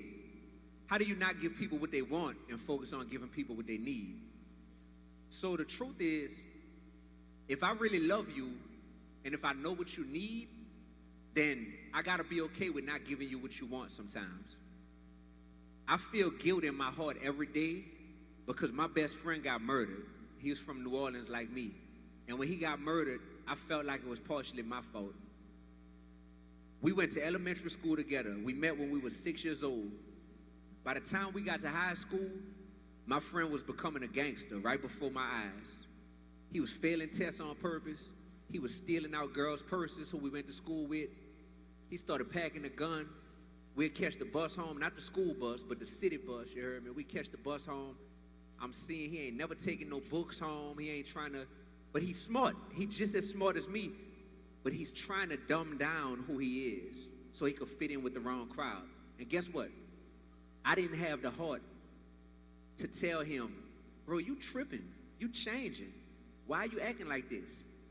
I wanted to always get along with him, and getting along with him meant I'm just going to go along with whatever he does. I wasn't doing it, but I wasn't stopping him from doing it. By the time we got to high school, we went to different schools. I'm getting calls. Man, David, you know, such and such, he got kicked out of school today because he brought a gun to school. Such and such, he got kicked out of another school today because he fought a teacher. Such and such got kicked out of school today because he just got convicted of armed robbery. And next thing I know, my boy was in jail. And when he came home from jail, I met him again. He served a few years in jail. We crossed paths again. And I still didn't have the heart to try to get him to change because I wanted to just get along with him, right? And a few weeks after we saw each other for that last time, I got the phone call that changed my life, that he had just got murdered. And all I could do was think back to all the times God gave me an opportunity to sit here next to him, had his cell phone number, but I didn't have the heart to tell him, bro, you better than the version of you that you're displaying right now. I know you're smarter than this. I know you're better than this. And let me try to help you because you're going down the wrong path. How many of y'all know somebody right now that's not being the best version of who they could be? Raise your hand. You ain't got to point them out, but keep it 100. Yeah? Use my story as motivation to find the heart and find the courage to talk to that person. Because if they're not being the best version of who they could be, what if you get that call that they got killed tomorrow or they got put in jail? There's a part of you that'll feel guilty the way I be feeling. And I don't want that for y'all. And you know what? I think I do what I do the way I do it because when I look in y'all faces, I see my best friend. And y'all still got life, and y'all still got freedom. And I love that for y'all. And I don't want y'all to lose that. So that's why I do what I do. Thank you. All right, we got one more question from us. If youth here in Birmingham decide to raise their standards for what we listen to and for what we follow, and what shift will you see? What shift would you see in our city's public safety and our culture? All right, say that one more time, brother. If the youth here in Birmingham decide today to raise their standards for what we listen to and for who we follow, what shift will we see in our city's public safety and our culture? Let me see that question. Which one up? Number 3? The last one. Decided today to raise their standards for what we listen to and who we follow. Oh, what shift will we see? Woo! All right, this is where it's about to get real, y'all. How many of y'all are going to be honest with me and be honest with yourself and say, I listen to music that I know if I was to actually go out and do the stuff that they talk about in that music, that it would end up bad for me? Raise your hand if you can acknowledge that. You listen to music, but you like it, right? You like it. You got a taste for it. Watch this, y'all. This is the power of media. This is the power of music. Imagine if something was poisonous. If I'm sitting here teaching y'all that it's cool to slide on your ops and go murk this, you heard me, and go mess over this woman and disrespect her, and to go rap about what color your booty hole is and what color this and that and the third, y'all know who I'm talking about, right? If I'm sitting here rapping about this stuff, but then I make it sound cool because I got that beat underneath it, and then I make it popular because I got millions of followers, what that's doing is that's taking poison and that's wrapping it up with a certain type of ingredients on top of it to where that poison tastes delicious. So imagine if you eating some barbecue and it's like, man, I love barbecue. But when you get to the core of that barbecue, you realize, man, this is rat poison. This is rat poison with barbecue all around it. They make it taste good, but it's really not good for my soul. That's a lot of what ends up happening to us. So you know what will be different if the people of Birmingham decided to raise the bar and change the standards of who you look up to and who you listen to? And we love to say, oh, no, I just listen to that for the beat. I don't really look up to them. I don't really look up to Young Boy. I don't really look up to these people. Nah, I just listen to it. It's just fun. But where your attention flows, that's where your energy goes. So why would you be in school trying to graduate, make good grades, get a good job, start a business for yourself, and come up in life, but we are constantly listening to music that is meant to make us depressed and talk about how we got anxiety and talk about all the people we done killed and constantly just put us in a negative space? Can somebody make it make sense to me? It don't make sense. So if we had the courage to say, dang, like I'm going to tell y'all this right now. Y'all are all young. How many of y'all ever heard of a strip club before? Yeah? And they can't get mad at me for saying this, by the way, because I'm going somewhere. I live in Atlanta right now. Do y'all know that the Atlanta Hawks are finna have a night at a game, right? To where sometimes they have MLK night, and it's like meant to honor Martin Luther King. They have family and friends night, to where it's meant to bring your family and bring your friends. They finna have a night called Magic City Monday. I don't know if y'all ever heard, but that's a popular strip club in Atlanta, right?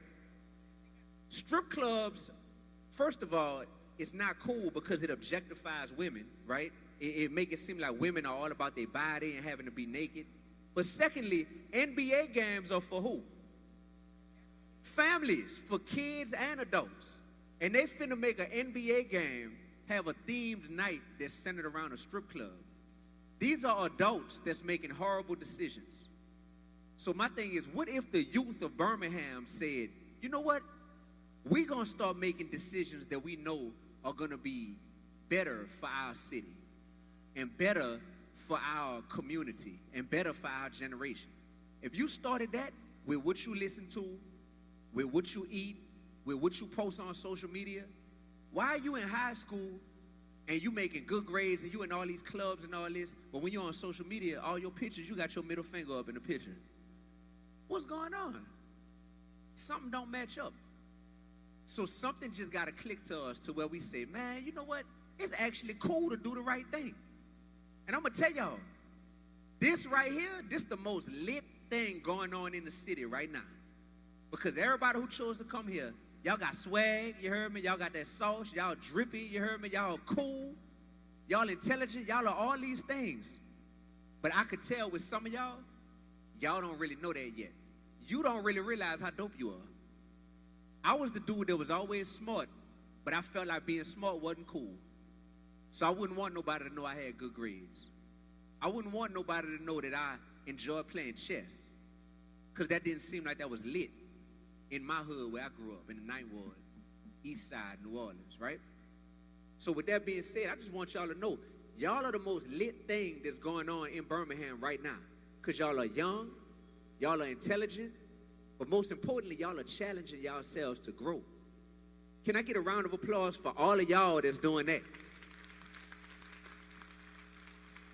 Now, how do we have the courage to go to our friends and to our neighborhoods and to the people at school with us? And how do you have more impact on them than they have on you? That's the challenge. Because when y'all go back around everybody, it's very easy to just blend in and dim your light and just want to fit in. And you want to fit in so bad when you're in high school.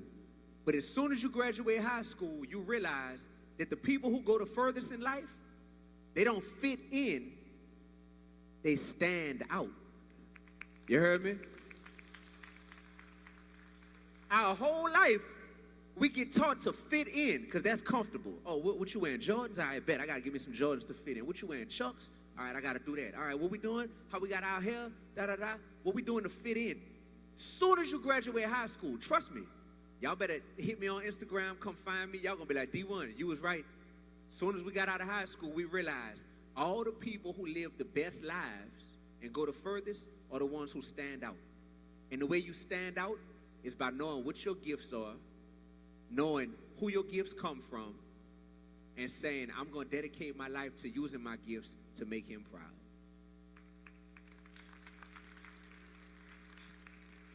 Okay. Thank you, D1. And we're going to open the floor for any questions. You got one? Right here. Hey, I'm Nigel Bowler, and I attend Woodlawn High School. I had a question I wanted to ask. Do you have any advice for any aspiring vocalist, singer, or artist? Absolutely. So, if you are an aspiring artist, the first thing that you have to do is figure out how to get better at your craft. And that's just through practicing. When I first started rapping, I was not that good at all. My first time on stage was a talent show at my college. And when I performed, they had first place, second place, third place. I got no place, right? Because I wasn't good. But I realized that if I keep practicing, I could become great. And so you got to practice. Whatever you do, you got to network with other people who do similar things to you. So meet the other singers, meet the other rappers, meet the other producers, right? And then you got to use social media to showcase your talent. So when you use your social media page, that is the way to promote yourself in 2026. You got to use social media. I got a lot of success and a lot of fame at this point, but I still go on social media, and whenever I got something new, I go on social media and rap it. Why? Because I want my followers and my people to see, oh, D1 is a beast. Feel me? Y'all mind if I rap for y'all? I can rap for y'all? All right. Right quick, just a little acapella, all right? Huh? No beat, acapella. I want y'all to hear the lyrics. All right, check. My name is D1. I'm just joking. I'm playing. Hold on. All right, check it out. Listen. Look, I go through the type of test that make you into a man. I talk with that confidence that lets you know I ain't playing. I come from the type of hood that lay you down where you stand. This the type of verse that turn a hater into a fan. Look, let me just bust how I'm busting and watch me do what I do. I be that one-man army tougher than your whole crew. Started from the bottom. That's how we was living. Boy, I'm from New Orleans, where even the white people got rhythm. Yeah. Hey, just trying to be my best, defeat my flesh. You can't be selfish and still expect to be blessed. Up to my neck in this mess, but I expected these tests. So my perspective reflects that I've neglected to rest. I've been pushing and praying through the hard times. I know you ain't no soldier, because you be running when it's wartime. Be patient with me, bro, that's all I need. You can't look at a flower and forget that it was once a seed. Now, if you sleeping on me, this verse gonna rock your bed. If you got me twisted, this verse gonna lock your dreads. When them boys get to shooting, better watch your head. And when you start making money, you better watch your bread, huh? I used to be a math teacher, y'all. Now I'm rapping. Selling hope instead of dope. All my students clapping. I drive a Honda. I don't push a Maybach. But 7 months ago, I finished paying Sally Maybach. You heard me? Hey, they ain't want me in the game from the get-go. So I crept through the window like bruh man from the 5th floor. My president ain't my priest. My governor ain't my God. My mayor ain't my master. I gotta bring it hard. East Side, 9th Ward, New Orleans, what I claim. Everybody want the platform, but nobody want the pain. Man, I came in this game and I paid my dues. $1 million hustler, I'm making major moves.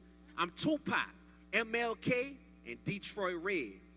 But all the girls say I look like Chris Brown with dreads. Lord, you hear me? I appreciate y'all, man. Thank y'all, man. Just a little something. Yeah. All right, great question. That's what I mean. That right there, me doing that's going to make some people say, oh, I got to go check him out now because he showed what he can do. Hi, my name is Lazaria South, and I go to Huffman High School. My question is, what has been your biggest challenge, and how have you overcame it, or how are you working to overcome it? My biggest challenge has been being okay with some people not liking me. Because sometimes when you do the right thing, it is going to offend the people that enjoy doing the wrong thing. And I've had to get to that point where I say, well, they ain't got to like me, but they ain't going to be able to deny who I'm here to serve, which is God. They hated Jesus too.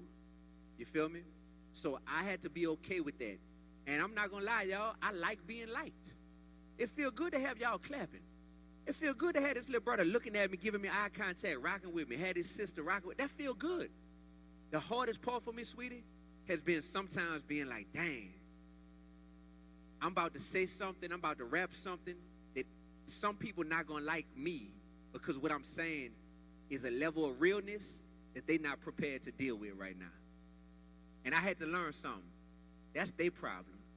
That's not my problem. I got to answer to God at the end of the day.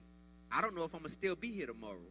So I have to do everything in my power to say, well, as long as I'm doing the right thing with a pure heart, If some people don't like it, it's all good. Yep. Great question. That's hard. That's hard to do.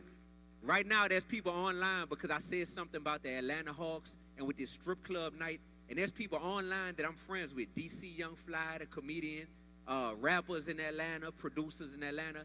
I stay out there now. And they online mad at me right now. You heard me? They online because they feel like I'm attacking their culture. I'm like, boy, your culture don't come before God's word. So if you feel a way, you heard me, then we just got to figure this out. Because I'm not the one that's at fault. You just mad that I'm the messenger delivering this. You feel me? So, yeah.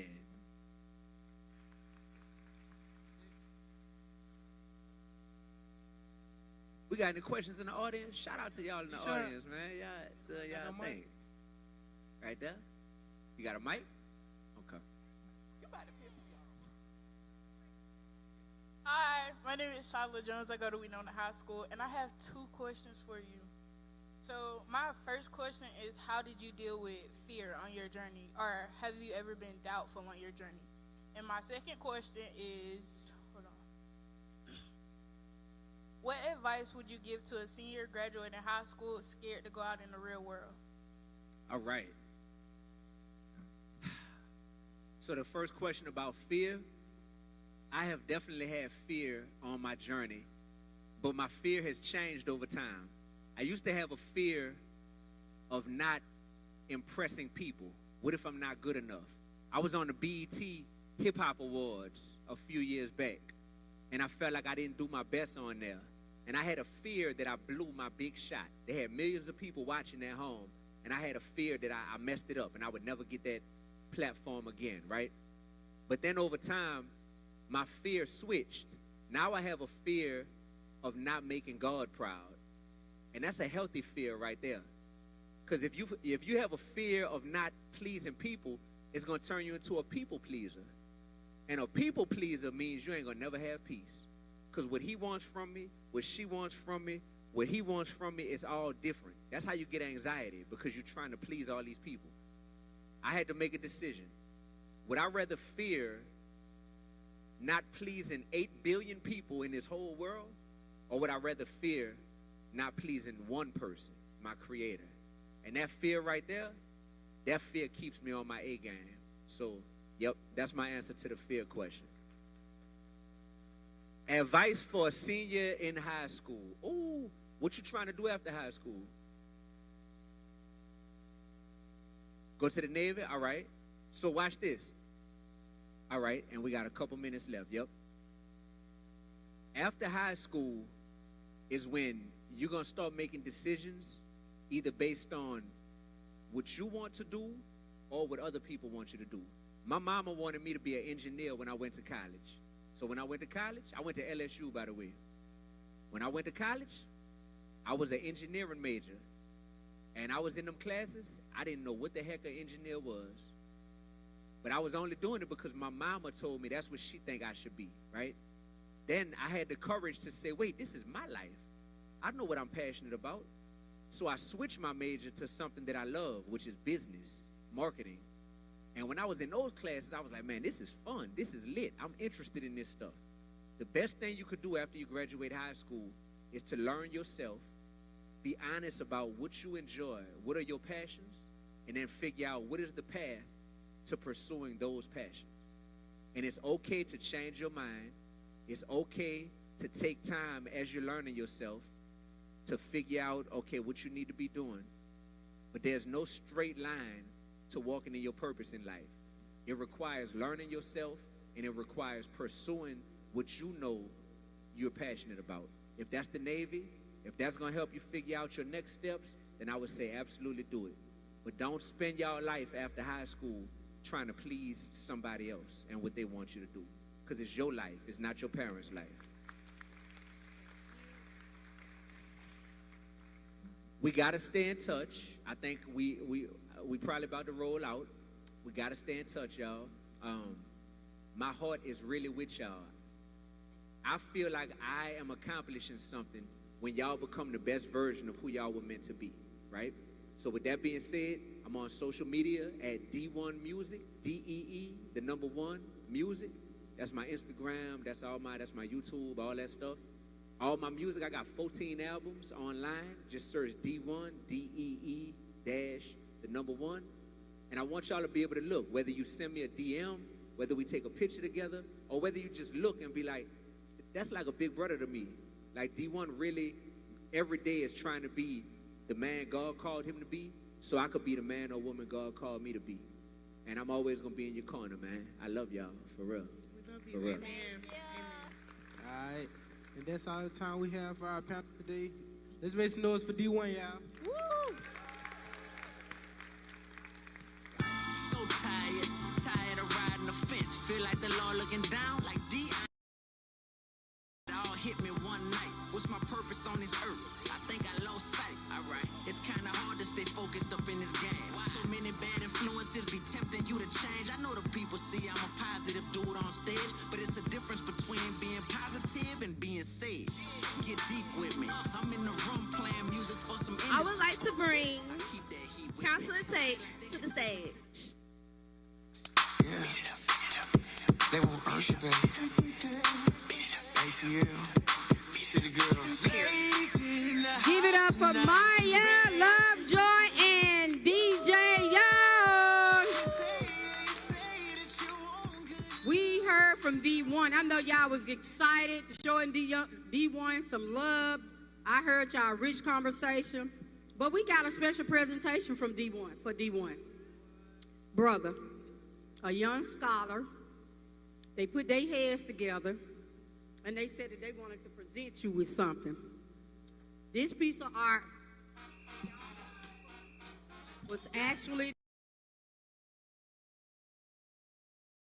your way to the stage. And we're gonna bring D1 down with you all, the other scholars that you love and live. And our sponsors, Big Grace Media, Alicia's Coffee, District 4, 5, 6, 7, 8, 9, 1 and 2, the Mission of Tyson, Jefferson County, and the Birmingham City Schools and the Birmingham City Council. Yeah.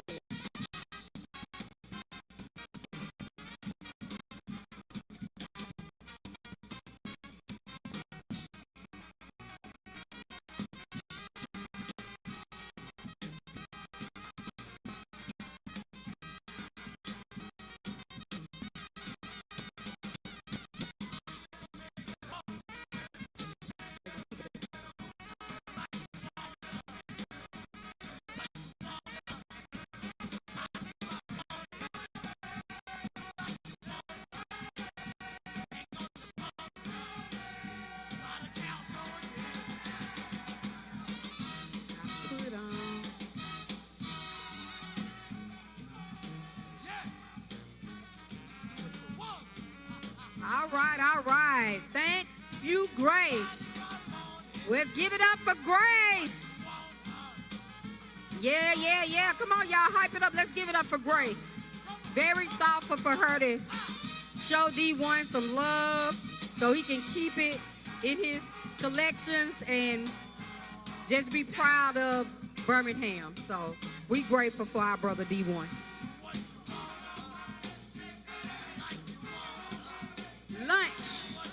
We have lunch for you all. Yeah, we got y'all some food. Listen, I know my brother is going to want to come out and kick it with y'all, give him some live shots. So we're going to make sure that happens. We're going to get with the Big Grace Media team and Miss Marbury, and we're going to get y'all lunching.